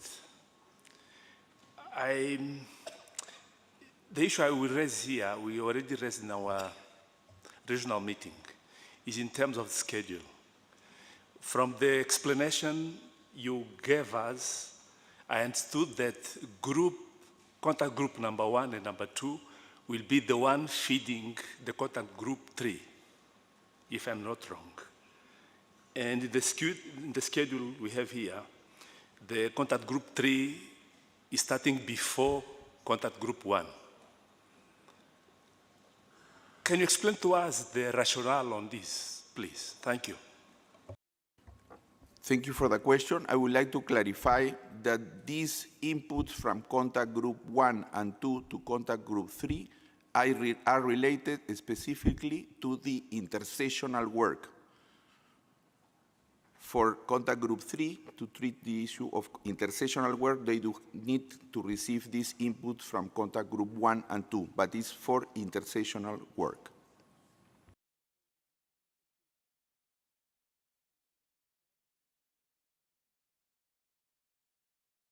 Angola, again, please. Thank you for that explanation, but we still think and we still believe that it would be more profitable to start working contact group 1 and 2, and later on we start the contact group 3 for some obvious reasons we already discussed, because in our point of view, it's too vague to start with contact group 3, since in the preparatory meeting we already went through that discussions. I think we should get time to concentrate in technical issues more, and we could leave the contact group 3 for a later stage. This is our proposal, and okay, thank you. Thank you for that suggestion. We are in the process of arranging the schedule of the contact groups. We'll take in consideration. I give the floor now to Brazil, followed by Uganda and Bangladesh. Thank you, Mr. Chair, and good morning to you and everyone. We heard with attention your proposal. Thank you very much for this. I have one question related to contact group 3. As you said, the positions expressed in the meeting will be the outcome of the contact group. So I would like to have an understanding confirmed or not confirmed, which is the fact that we can then send proposals on the issues discussed in contact group 3 to that same email address that you mentioned, so that we can, send our proposals. Is that, I think you're nodding, so yes, we can do that. Thank you very much. And as my delegation has already expressed, we are ready to engage in a constructive and positive discussion on the elements contained in the synthesis report.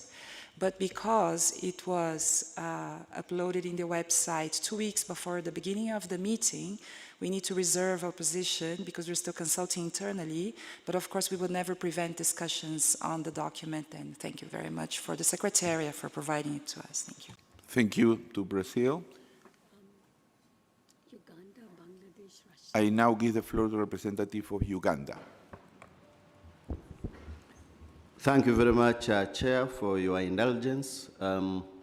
Uganda would like to align herself to the earlier issue raised by the distinguished delegate of Angola regarding the mandate of Contact Group 3. Chair would like to be clarified in no uncertain terms as to the mandate of Contact Group 3. We earlier raised an issue of having definitions separated from the contact groups where they are going to use these words. So we would like to be clarified, Chair, and comforted that Contact Group 3 will not discuss definitions of words which are being discussed in Contact Group 1 and 2 because the context will be lost. So we would love to be clarified, Chair, on that point.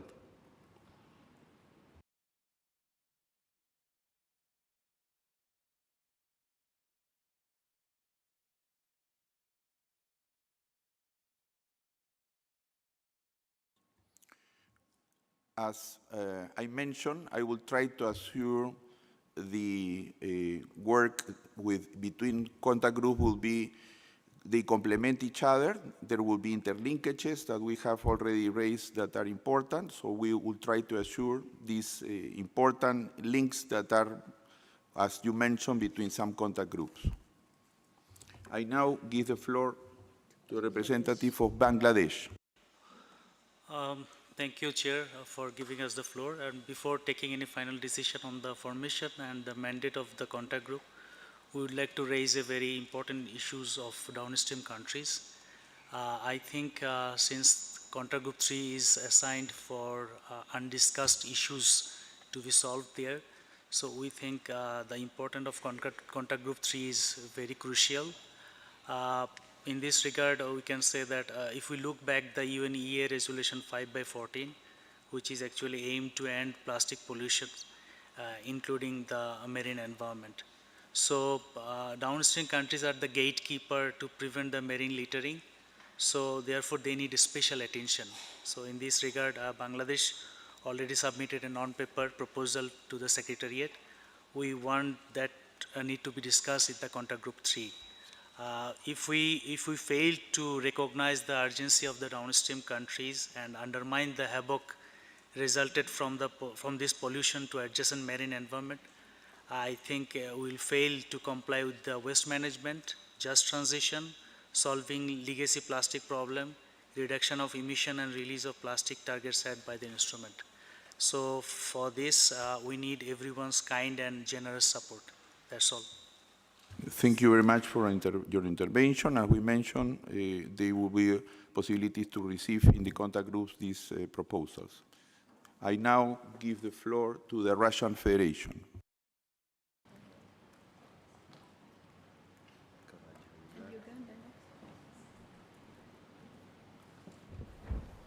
Thank you, Chair. Just for the sake of clarification, with regards to the work of the contact groups 1 and 2, how the delete option will be reflected in the text? Is it like choosing none of the options or any other alternatives, bracketing?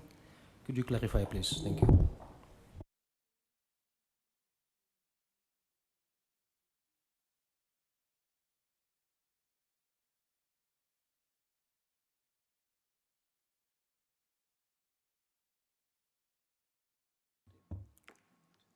We are going to suggest that co-facilitators will have the same view regarding this question. So I think it's for the co-facilitators at the beginning of the discussion to see how we will manage this specific issue. As you can understand, we are laying out the broad views about how we are going to work in the contact groups. There are probably a lot of specificities, but I think probably we can handle all of these particularities in the same contact groups. I now give the floor to Uganda. Thank you, Chair, and sorry for coming up again, Chair. Chair, we would request that you clarify on the issues that we raised. The issue of which contact group is discussing definitions and how the two will be linked. You didn't address our concerns, Chair. Yes, I mentioned, thank you for the question, is in contact group 3, but we will assure that there are interlinkages.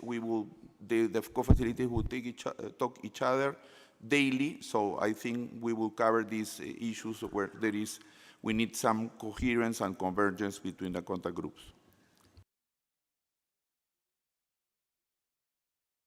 Uganda, you have again the floor. Thank you, Chair. Mr. Chairman, Uganda has concerns of having definitions discussed in a separate group from where the terms are going to be used. We are strongly opposed to having that approach, Chair.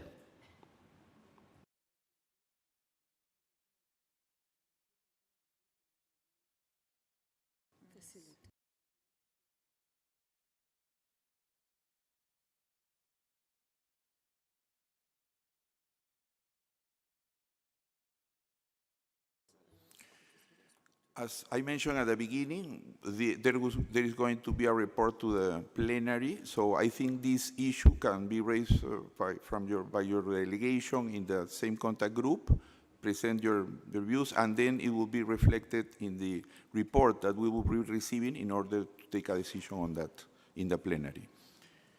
I will give now the floor to the representative of Iraq, followed by Zimbabwe. Thank you very much, Mr. President.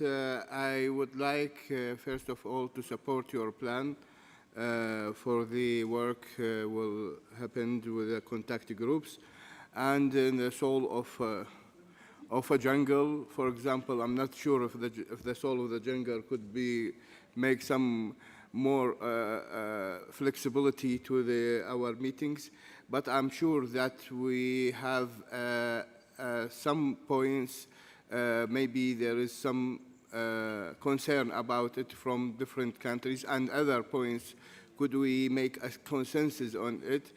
Then I'm not sure if the contact groups will start with the concern point or with the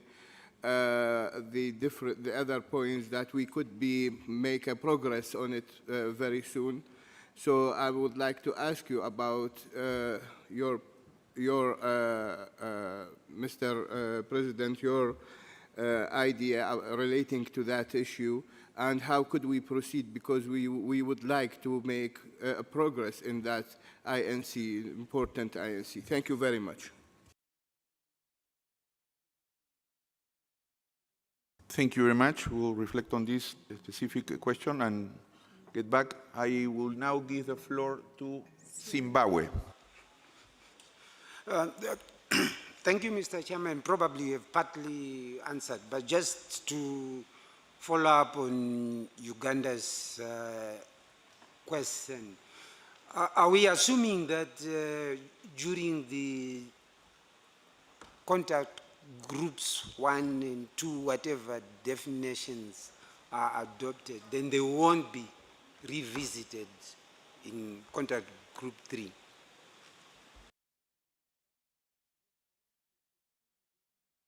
We are, as you can understand, in an initial stage of our discussion, so nothing is decided right now. What I mentioned is that we have considered the discussion of this specific point in contact group 3, but there will be the normal interlinkages and information between groups, and if necessary, we can bring things to the plenary. I will now give the floor to a representative of Sierra Leone. Yes, Mr. Chair. It is still unclear on how particularly the issue of the definition is going to work in contact group 3.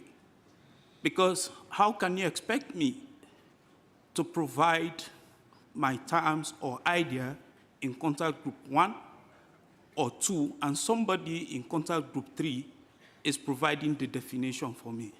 I mean, we have to be clear about the linkages. We, as African group, we are really not clear yet. Thank you.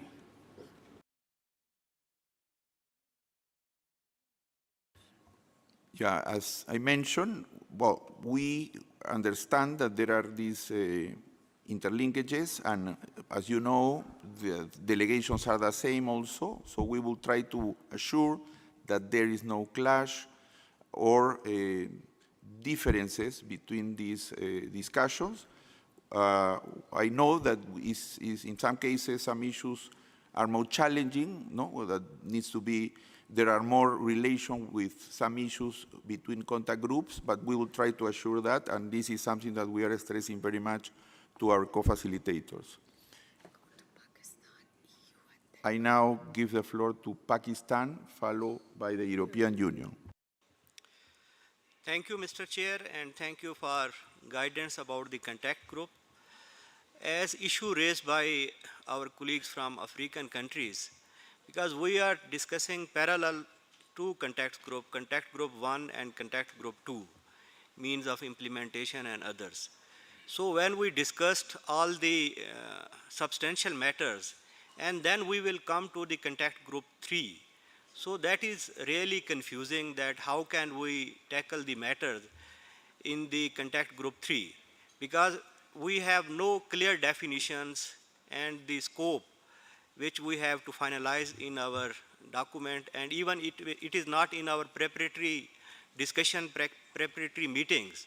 So I think we propose that we have to just our discussion and conclude contact group 1 and 2, and then we have to, if some time, then go for the contact group 3. Thank you.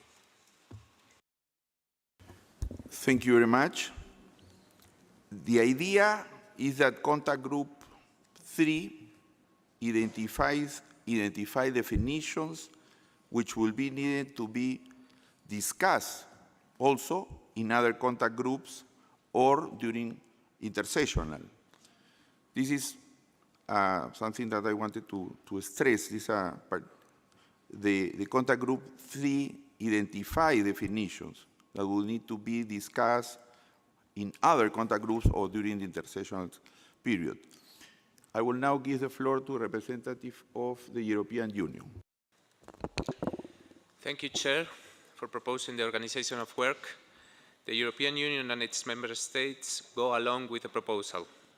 Addressing the point of the sequence of the contact groups meetings, we recognize that the scheduled proposal of the Chair is accommodating concerns expressed by some parties. For instance, to consider elements that have been missing in the zero draft at an earlier stage of this meeting. The most important at this point is to make sure that all positions expressed are reflected in the zero draft. Therefore, the EU and its member states go along with your proposal. Thank you. Thank you very much to the European Union. I now give the floor to Saudi Arabia. Thank you very much, Mr. Chair. And we understand that there is many interlinkages between many topics. However, we see the definitions is very well fit under this contact group 3, and it has very strong relationship and interlinkages with the scope, which is also under contact group 3. So Saudi Arabia would like to support your way forward, and we're ready to start the contact groups. Thank you, Mr. Chair. I thank the delegation of Saudi Arabia. I give the floor now to a representative of Norway. Thank you, Chair. Norway intervenes to support your plan for the way forward and the mandates as you have set them out. We echo the intervention of the European Union and its member states. Thank you. I thank the representative of Norway. I give the floor to Representative Fiji.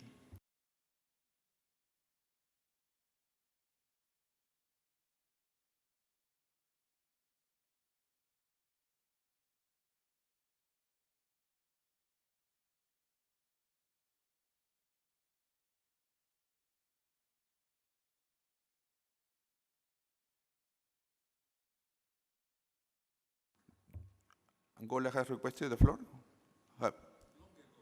Sorry, please, Angola.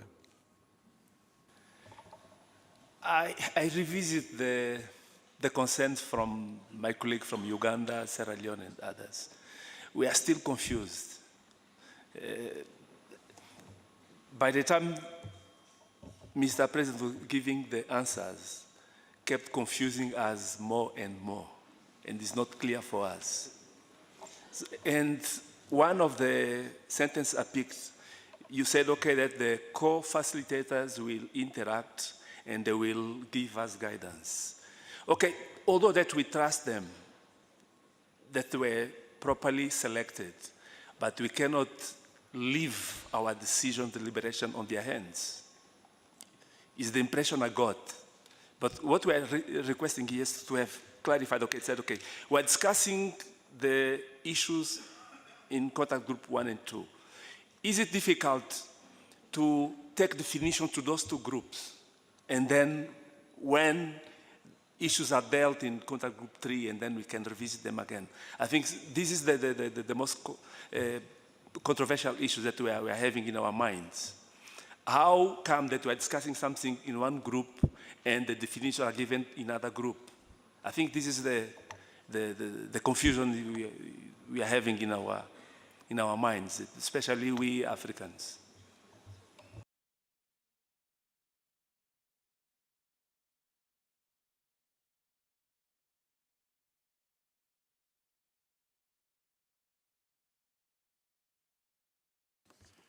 Well, I see there is a specific point raised by several delegations regarding this issue of delegations.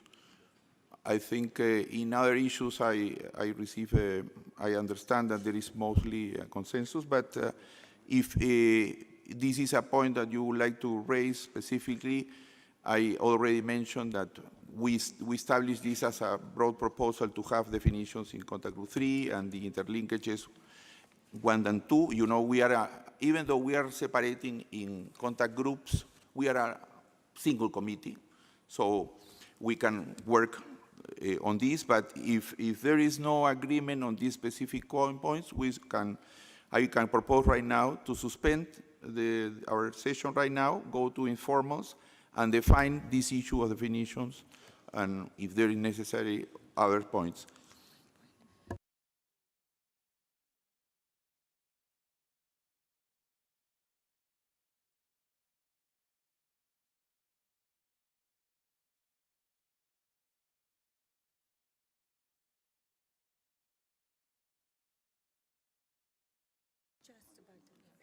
One practical way to proceed is to right now establish contact groups 1 and 2, as I understand, and have a group of interested parties discussing this specific issue of contact group 3 in a separate room. We have planned for this if necessary. So if it's agreeable, we can proceed like this. Yeah, but precisely on the issue of the point of definitions. This is a proposal, to have an informal right now, parallel, on the issue of definitions for contact group 3.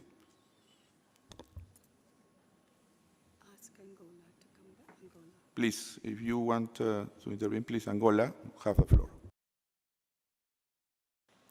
Since the other parts, they agree with the proposal you made, I will ask my colleagues from Africa to be flexible. We'll follow the way you suggested. And then if there is no need, then we can change. So if I understand, we can establish the contact groups. Okay. Yes. Thank you very much. I have any more? I hear no more. No more. So I hear no more interventions on this. It is so decided.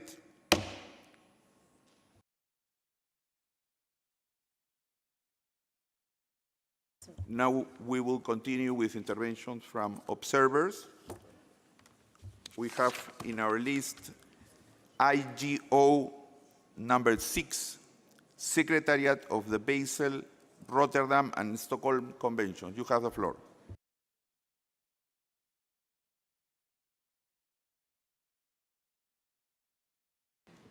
Thank you very much, Mr. Chairman. Ladies and gentlemen, I am honored to address you on behalf of the Basel, Rotterdam, and Stockholm Conventions. As we worked towards developing an international legally binding instrument on plastic pollution. Specifically, UNEP Resolution 514 underscores the importance of collaboration among relevant conventions, a key factor in comprehensively addressing the plastic pollution crisis and its risk to human health and the environment. Our conventions offer a robust framework to contribute significantly to the new instrument. They cover key elements, including minimizing plastic waste, controlling transboundary movements, managing plastic waste, and regulating hazardous additives. The recent adoption of the Global Framework for Chemicals in Bonn strengthens our collective efforts, providing a vision for a planet free from harm due to chemicals and waste, and ensuring a safe, healthy, and sustainable future for all. For instance, the Basel Convention, with amendments in 2019, encompasses all plastic waste subject to waste minimization, management, and the control of transboundary movements. The technical guidelines on environmentally sound management of plastic waste adopted this year should guide our efforts in this new instrument. Likewise, the Stockholm Convention regulates persistent organic pollutants among plastic additives and offering insights into control measures and the scientific and policy process for assessing new chemicals proposed for inclusion. This process, conducted by a scientific subsidiary body to the convention, led to the listing of an additional 22 chemicals or groups of chemicals for global action. Also, the Rotterdam Convention focuses on shared responsibility in the international trade of hazardous chemicals and lists 15 plastic additives among the 55 chemicals, emphasizing the interconnectedness of our conventions with the challenges posed by the plastic pollution. In conclusion, we remain committed to supporting the work of the INC and facilitating consideration of intersections between existing MEAs and the new instrument. We stand ready to assist in developing a robust international legally binding instrument to comprehensively address the menace of plastic pollution. Mr. Chair, I thank you. I thank representative of Secretariat of the Basel, Rotterdam, and Stockholm Conventions. I give now the floor to IGO number 5, the Office of the UN High Commissioner for Human Rights. Muchas gracias, señor presidente. All states have obligations to protect and fulfill human rights. Excuse me, there is a point of order. There is a request from the floor from Brazil. Thank you very much, Mr. Chair. As we said, we go along with your plan, so I'm not reopening absolutely anything. And what I want to say in the most positive and constructive spirit. I just wanted to reflect on the discussion that we had, and we would like to thank the delegation of Angola for their flexibility. But I do think that what happened was resulting from the fact that we're having 3 contact groups in this meeting. I have a feeling that we do have a 3rd contact group because we had some imbalance, in terms of what we discussed in Paris and what we didn't have the opportunity to discuss. And that's why we have the 3 contact groups. But what I would suggest is that for the next INC and for other sessions, we keep the practice of only having 2 contact groups, because having more than 2 contact groups do complicate the representation by developing countries, and maybe the discussion we had was about this problem. But for this meeting, we go along with your plan. We thank you very much, but let's keep this in mind. Thank you. Thank you, duly noted. And we will continue with the intervention of the Human Rights Commissioner, the UN High Commissioner for Human Rights. Muchas gracias, señor presidente. All states have obligations to respect, protect, and fulfill human rights. This extends to protecting people from foreseeable and preventable human rights harms caused by all forms of environmental degradation, including plastic pollution. INC should focus on outcomes that advance human rights. Any other approach, including attempts to disregard the best available scientific evidence to advance other interests, is a distraction which will take us away from addressing the plastic crisis. With this in mind, OHR would like to share some recommendations to strengthen the Zero Draft. 1. Plastic pollution is a global crisis that requires legally binding provisions instead of voluntary or national determined approaches. A treaty can have binding obligations while recognizing different development stages and capabilities of its parties. See, for example, the International Covenant on Economic, Social, and Cultural Rights. 2. Businesses are responsible for creating massive volumes of plastic pollution and waste, yet their responsibilities are not referenced in the draft. These responsibilities, including human rights due diligence, should be reflected in the new treaty in line with the UN Guiding Principles on Business and Human Rights. 3. Ensure that the human rights impacts of plastic alternatives are assessed. 5. The rights to participation, access to information, and access to justice in environmental matters are not adequately reflected in the text. There are no formal mechanisms to ensure the participation of rights holders in periodic assessments. Reference to access to information fails to ensure full transparency related to health and safety information. There is no reference to access to justice and remedies. 6. The new treaty must protect the right to science, including indigenous peoples' rights to their knowledge, practices, and innovations. The establishment of a science policy interface needs to fiercely protect the scientific inquiry against conflicts of interest, greenwashing, and misleading claims related to plastic pollution, drawing for relevant practices like those of the Stockholm Convention Persistent Organic Pollutants Review Committee. 7. The treaty must make clear that just transition applies to the entire life cycle of plastics and requires safeguarding the rights of workers, including the informal sectors, their communities, indigenous peoples, and people in vulnerable situations. In closing, at INC-3, states must confront the serious global plastic pollution crisis and commit to a higher level of ambition, articulating a vision to protect human health and the environment that is grounded in human rights. I thank you. I thank the Office of the UN High Commissioner for Human Rights. I now give the floor to IGO number 20, United Nations Office on Drugs and Crime.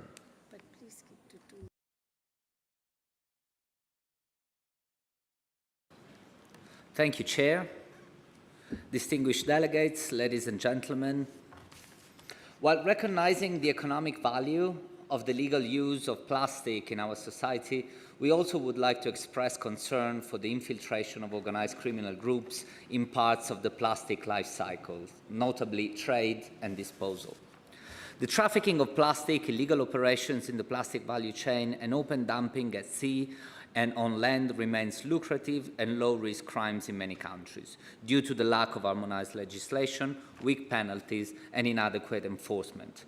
While Articles 10b.5 and 6 of the Zero Draft state that each party shall prevent and eliminate illegal trade in plastic waste and call for the implementation of effective measures to prevent and eliminate dumping of plastic waste, more efforts are needed to ensure that the most serious forms of illegal behaviors around plastic pollutions, especially those that are transnational and conducted by organized criminal groups, are treated as serious crimes at national level.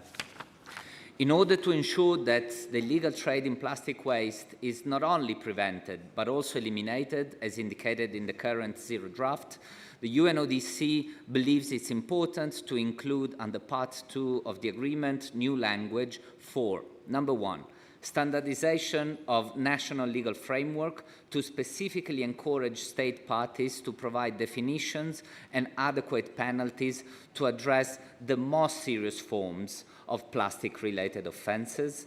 Number two, proportional enforcement measures to ensure compliance with the standard sets in this new instrument for all violations, but also to investigate, prosecute, and penalize through the criminal justice system the most grievous actions conducted by legal and individual persons.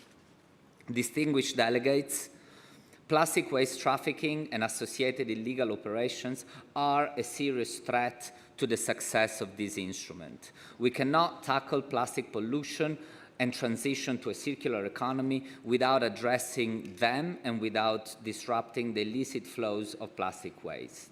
Let's use this instrument as a landmark opportunity to address important gaps in existing international legal framework. Thank you for your attention. I thank the United Nations Office of Drugs and Crime. I remind the observers to stick to the two-time limit. I now give the floor to IGO number 22, International Chamber of Commerce. Thank you, Chair. Mr. Chairman, Your Excellencies and distinguished delegates, my name is Guidon Fien, and it is my honor to address you on behalf of the International Chamber of Commerce, the largest business organization representing millions of companies of all sizes and sectors in 170 countries. Let me start by extending our sincere thanks to the INC Secretariat for their efforts in preparing this third INC meeting, and to the Government of Kenya for hosting us in this beautiful city. As ICC, we remain deeply committed to supporting global efforts to secure an ambitious, effective, and workable agreement to address plastic pollution. We recognize the steps already taken to advance these efforts and welcome the Zero Draft as an important milestone towards developing a legally binding instrument that addresses the full life cycle and accelerating the transition to a circular economy for all plastics.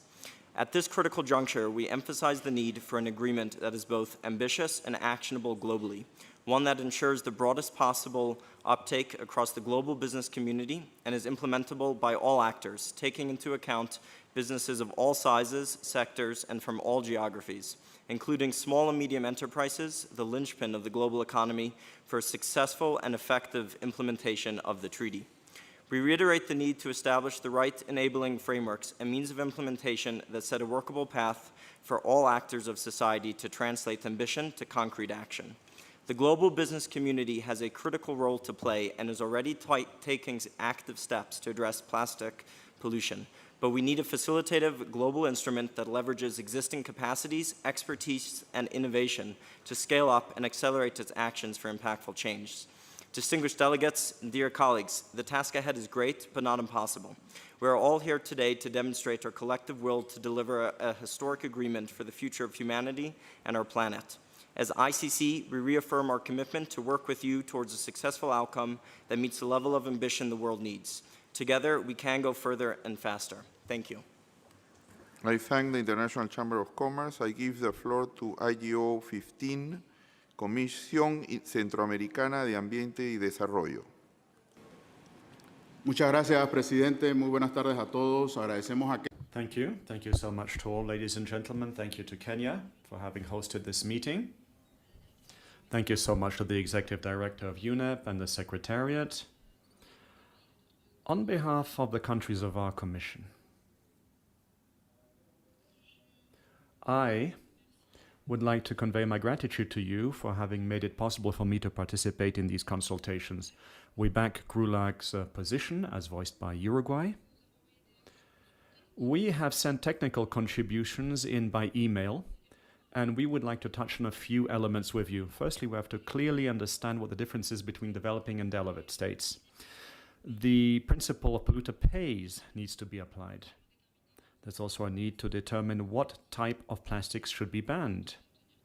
And then one has to take into account the whole life cycle of plastics and insist on circularity. Furthermore, there is a need to come up with common indicators for plastic waste and elaborate a monitoring and oversight strategy, especially for our region. There is a need to strengthen the system for managing waste in our states. There's also a need to stress the broadened responsibility of producers during all of the stages of the life cycle of plastics. Plastic pollution has to be reduced. We have to encourage eco-concepts and sustainability at the level of consumption and production of plastics. There's a need to facilitate a transition towards a circular economy, stress the need for capacity building and technology transfer. There is also a need to finance this transition by mobilizing the necessary resources for the good of developing states. In addition to what was said by GRULAC, the countries of Central America, including the Dominican Republic, believe that there is a need to agree on terms and definitions, for example, concerning recycling and consumer rights. There's also a need to adopt an approach which is based on human rights. Thank you. Thank you so much, says the Chair. Thank you to the Central American Commission. Observers of the two minutes limit, I now give the floor to the NGO number 29, International Alliance of Waste Pickers. Dear Excellencies, I am Barbara Weber, accredited with Trash for Peace, representing the International Alliance of Waste Pickers with membership of 460,000 organized waste pickers in 34 countries. We are at the International Alliance of Waste Pickers welcome the increased interest in the important issue of just transition and waste pickers. Yesterday, waste pickers and workers in the informal settings were mentioned first by the UNEP Executive Director Inger Anderson, followed by His Excellency, the President of Kenya, William Ruto. Following them, the statements by the regions GRULAC and the African explicitly requested to include just transition for waste pickers.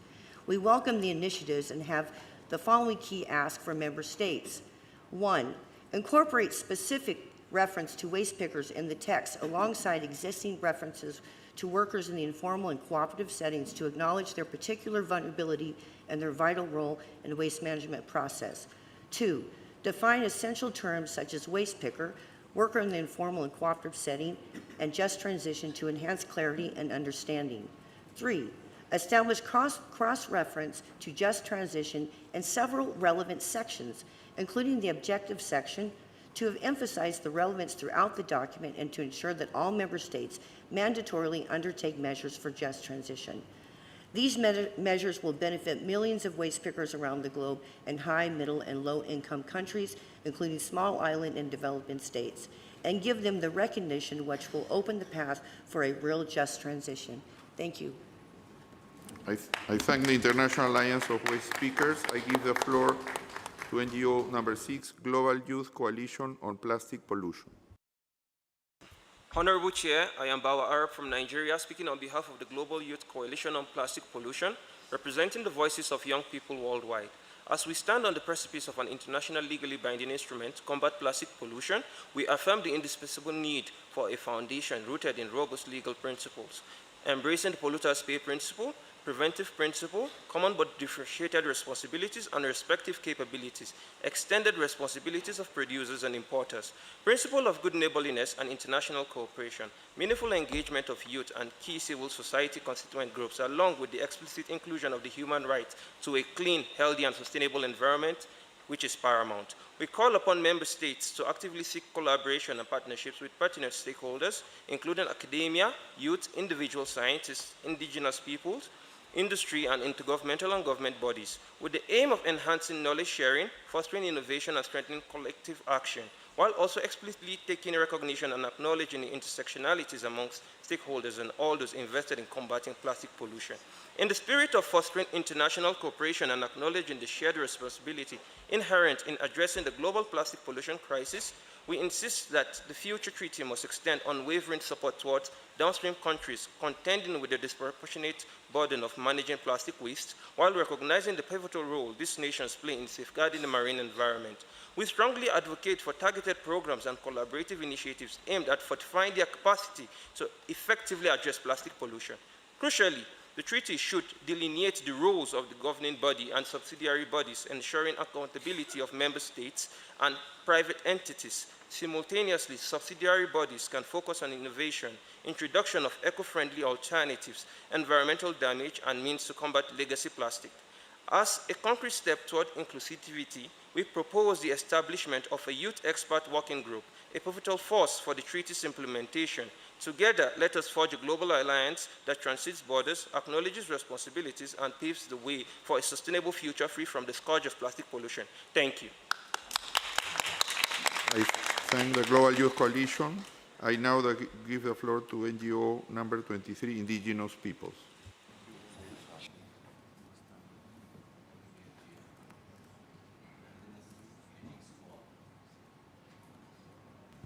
Indigenous greetings to all, Excellencies, distinguished delegates, and ladies and gentlemen.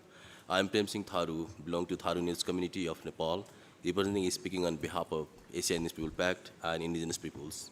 We would like to extend our heartfelt thanks to the INC Secretariat, and the Government of Kenya, and the entire team of INC for hosting and organizing the INC at UNO, Nairobi, Kenya. We thank the chairs and co-chairs, and INC Secretariat, and the entire team for the zero draft, the co-chair's reflection note, and the report of the INC-2 for acknowledging and recognizing the indigenous knowledge, innovations, technologies, and practices. We would like to request for consideration of the following points in the instrument. The instruments must ensure the indigenous knowledge systems as the primary element of the instrument. Human rights-based approach with right to self-determination and free prior from consent need to be ensured in the instrument. The use of indigenous knowledge, innovations, technologies, and practices must be recognized and respected, following the due diligence of collective consent from the particular indigenous communities. The instruments also must ensure the right to land, territories, and resources of the indigenous peoples while extracting the resources for plastic production and sound waste management of the plastics. The instruments must ensure the meaningful and effective participation of indigenous peoples, farmers, youths, women, who are the right holders, knowledge holders, and practitioners of the indigenous knowledge systems across the process. Later during the session of the contract groups, we indigenous peoples will be highlighting our concrete points in the text of the zero drafts. Last but not least, we would like to wish the INC-3 for its grand success with desirable outcomes. We thank you, dear Chair. I thank representatives of indigenous peoples. I give the floor to NGO number 30, Business Coalition for a Global Plastic Treaty. Dear Chair, dear delegates, thank you very much for the opportunity to speak to you today. My name is Jolanda de Rooij from Unilever as part of the Consumer Goods Forum, and I speak today on behalf of the Business Coalition for a Global Plastics Treaty. The Business Coalition for a Global Plastics Treaty now gives voice to more than 170 businesses across the plastics value chain, as well as financial institutions and NGO partners. My intervention will focus on agenda item 4.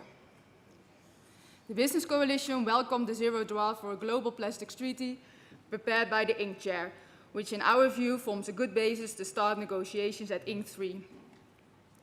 The current structure of the document allows governments to clarify and align on effective treaty provisions to ensure harmonized regulations over the whole life cycle of plastics. Agree on additional intersessional work to be organized on critical policy areas. Advance discussions on the development of technical annexes to the treaty by adopting a start and strengthen approach. With just over 1 year of negotiation time left, we have no time to waste, and the INC must ensure that key provisions in the treaty become fully operational from the very beginning, while being able to further expand and update technical annexes over time. UN member states have the opportunity to further strengthen the draft legal text. Businesses respond to certainty. We believe that the final treaty must contain strong and legally binding provisions that require national governments to implement and enforce harmonized regulations over the full life cycle of plastics. The Business Coalition stands ready to work with governments and stakeholders in this important next stage of the treaty negotiations. I thank you. I thank the Business Coalition for a Global Plastic Treaty. I give the floor to IGO number 23, Workers and Trade Unions.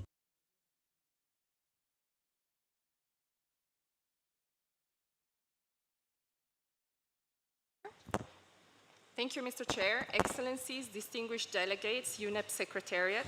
The International Trade Union Federation and Global Union Federations directly represent and organize hundreds of millions of workers in over 160 countries, including those in the global plastic supply chain.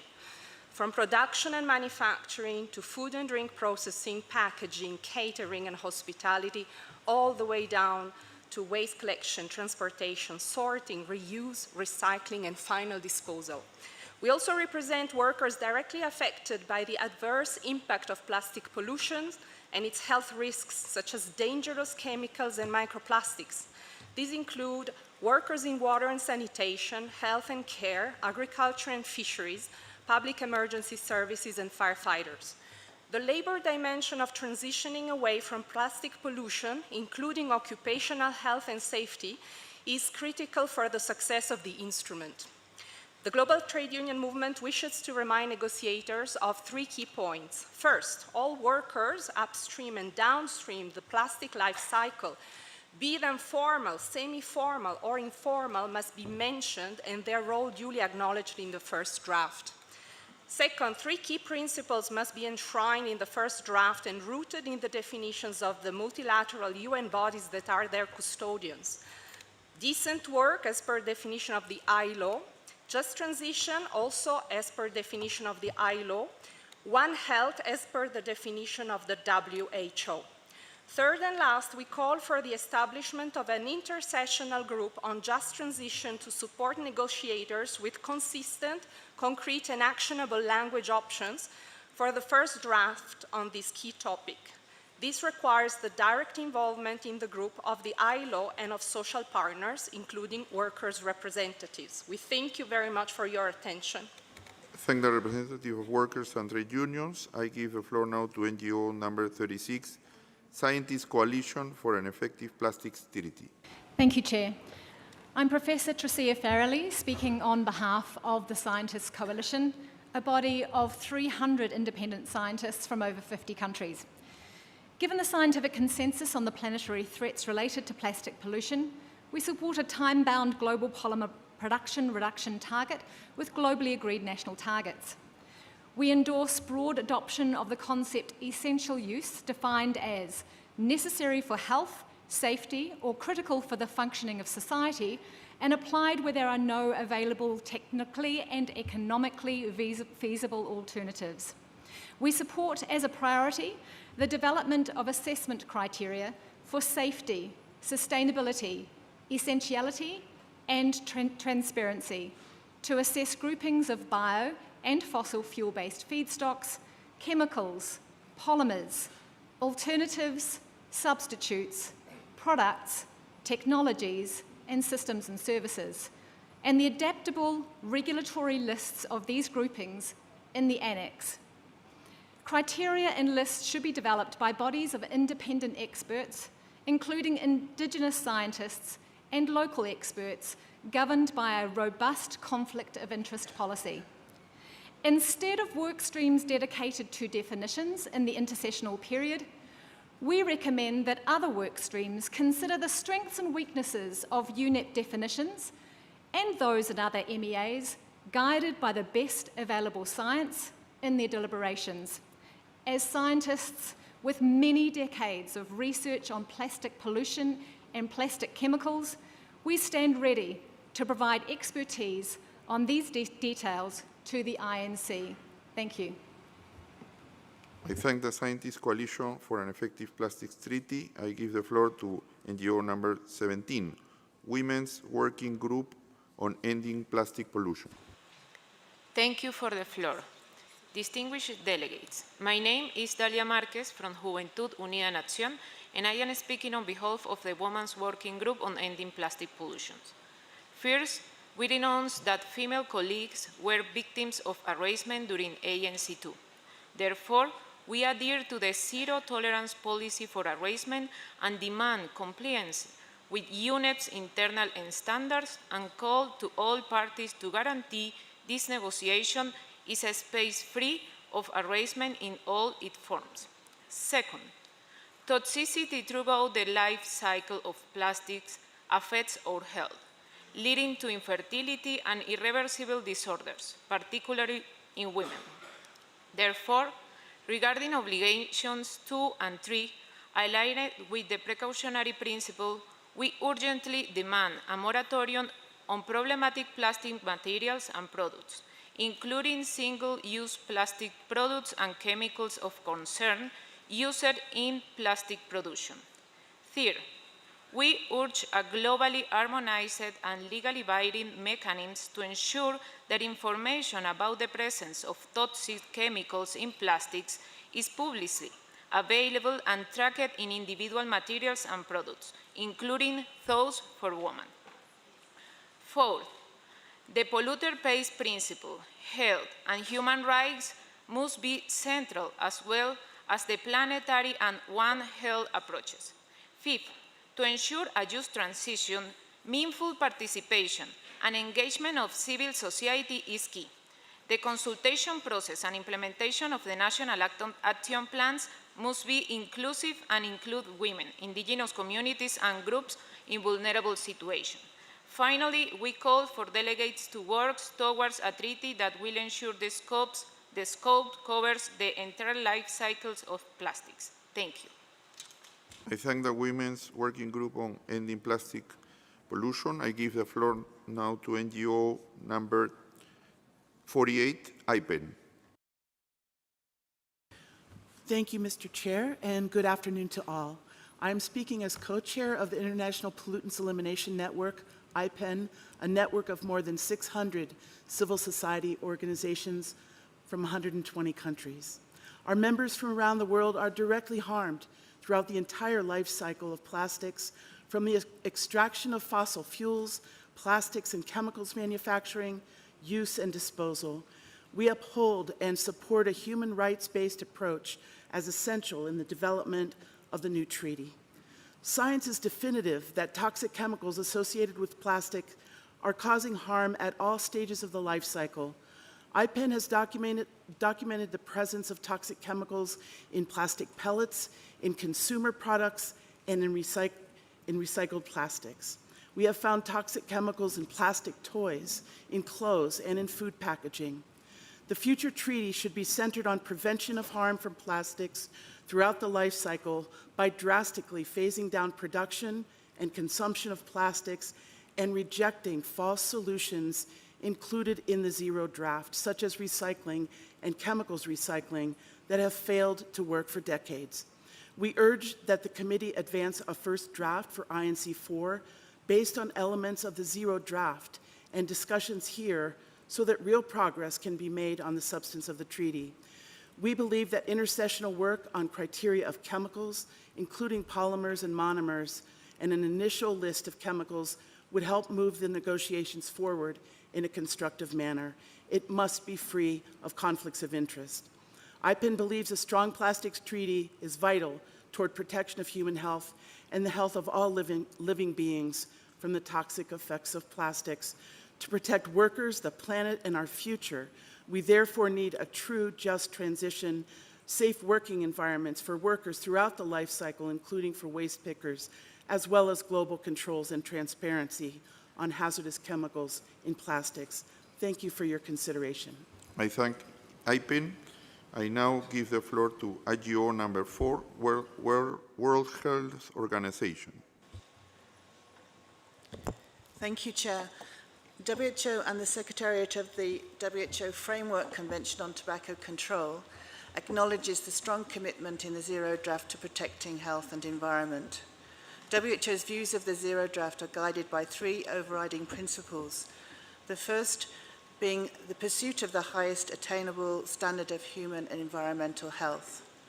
Second, the need to address both health hazards and exposures associated with plastic polymers, chemicals and additives in the polymers, as well as microplastics and nanoplastics. Thirdly, the need to ensure access to safe and effective health products that are affordable, accessible, and appropriate to those that need them. The treaty must not inadvertently disrupt access to these products. It is our view that there are several areas in the Zero Draft where further specific provisions on health aspects may be needed to reflect these above principles. The use of plastics in healthcare is growing and can be made more sustainable by eliminating unnecessary use, reuse when possible, innovation in product and packaging design, and strengthening waste management practices in healthcare facilities. Some of these transformations may require time, research, and investment. There are, however, a number of innovative practices and solutions at the health facility and national level which are relevant for this treaty. The WHO Alliance for Transformation Action for Climate and Health is a relevant initiative of over 40 countries which is already working on sustainable procurement practices and supply chain issues. On the aspect of problematic and avoidable plastics, we strongly support the elimination of cigarette butts and disposable vapes to reduce pollution and promote public health. On reporting and information exchange, we urge the inclusion of additional requirements to improve transparency and to facilitate exchange of information regarding the potential health risks. In closing, WHO is committed to continuing its Plastics and Health Dialogue series and its outreach to WHO scientific, technical and policy processes and networks to promote and assist implementation of the treaty. Thank you, Chair. I thank WHO. This was the last intervention from observers. I thank observers for their statements. I would now like to invite the Executive Secretary to provide further information on the scheduling and operation of the contact groups. Ms. Matur-Philippe, you have the floor. Thank you, Chair. Contact Group 1 will meet this evening at 7 p.m. in Conference Room 1. Contact Group 2 will meet this afternoon at 3 p.m. in Conference Room 1. Contact Group 3 will meet this afternoon also at 3 p.m. in Conference Room 2. As per the usual practice, contact group sessions cannot be recorded or shared through social media. We encourage members to make best use of the time available during the contact groups. I would also like to take this opportunity to inform our observer delegates that this evening, the Executive Director of UNEP and myself will be hosting our dialogue with observers in this room from 7 to 8 p.m. Please note that you do not need secondary access cards for this meeting. Delegates are kindly reminded to check the schedule for latest information, which will be updated regularly. We also would like to remind delegates to please not leave your belongings unattended in the conference rooms. Thank you very much, Chair. Thank you very much, Ms. Matur-Philippe. The committee has thus concluded this stage of its consideration of Agenda Item 4. This now bring us to the conclusion of our meeting of today. Our next plenary meeting is scheduled for Thursday, 16 November. So this meeting is now closed.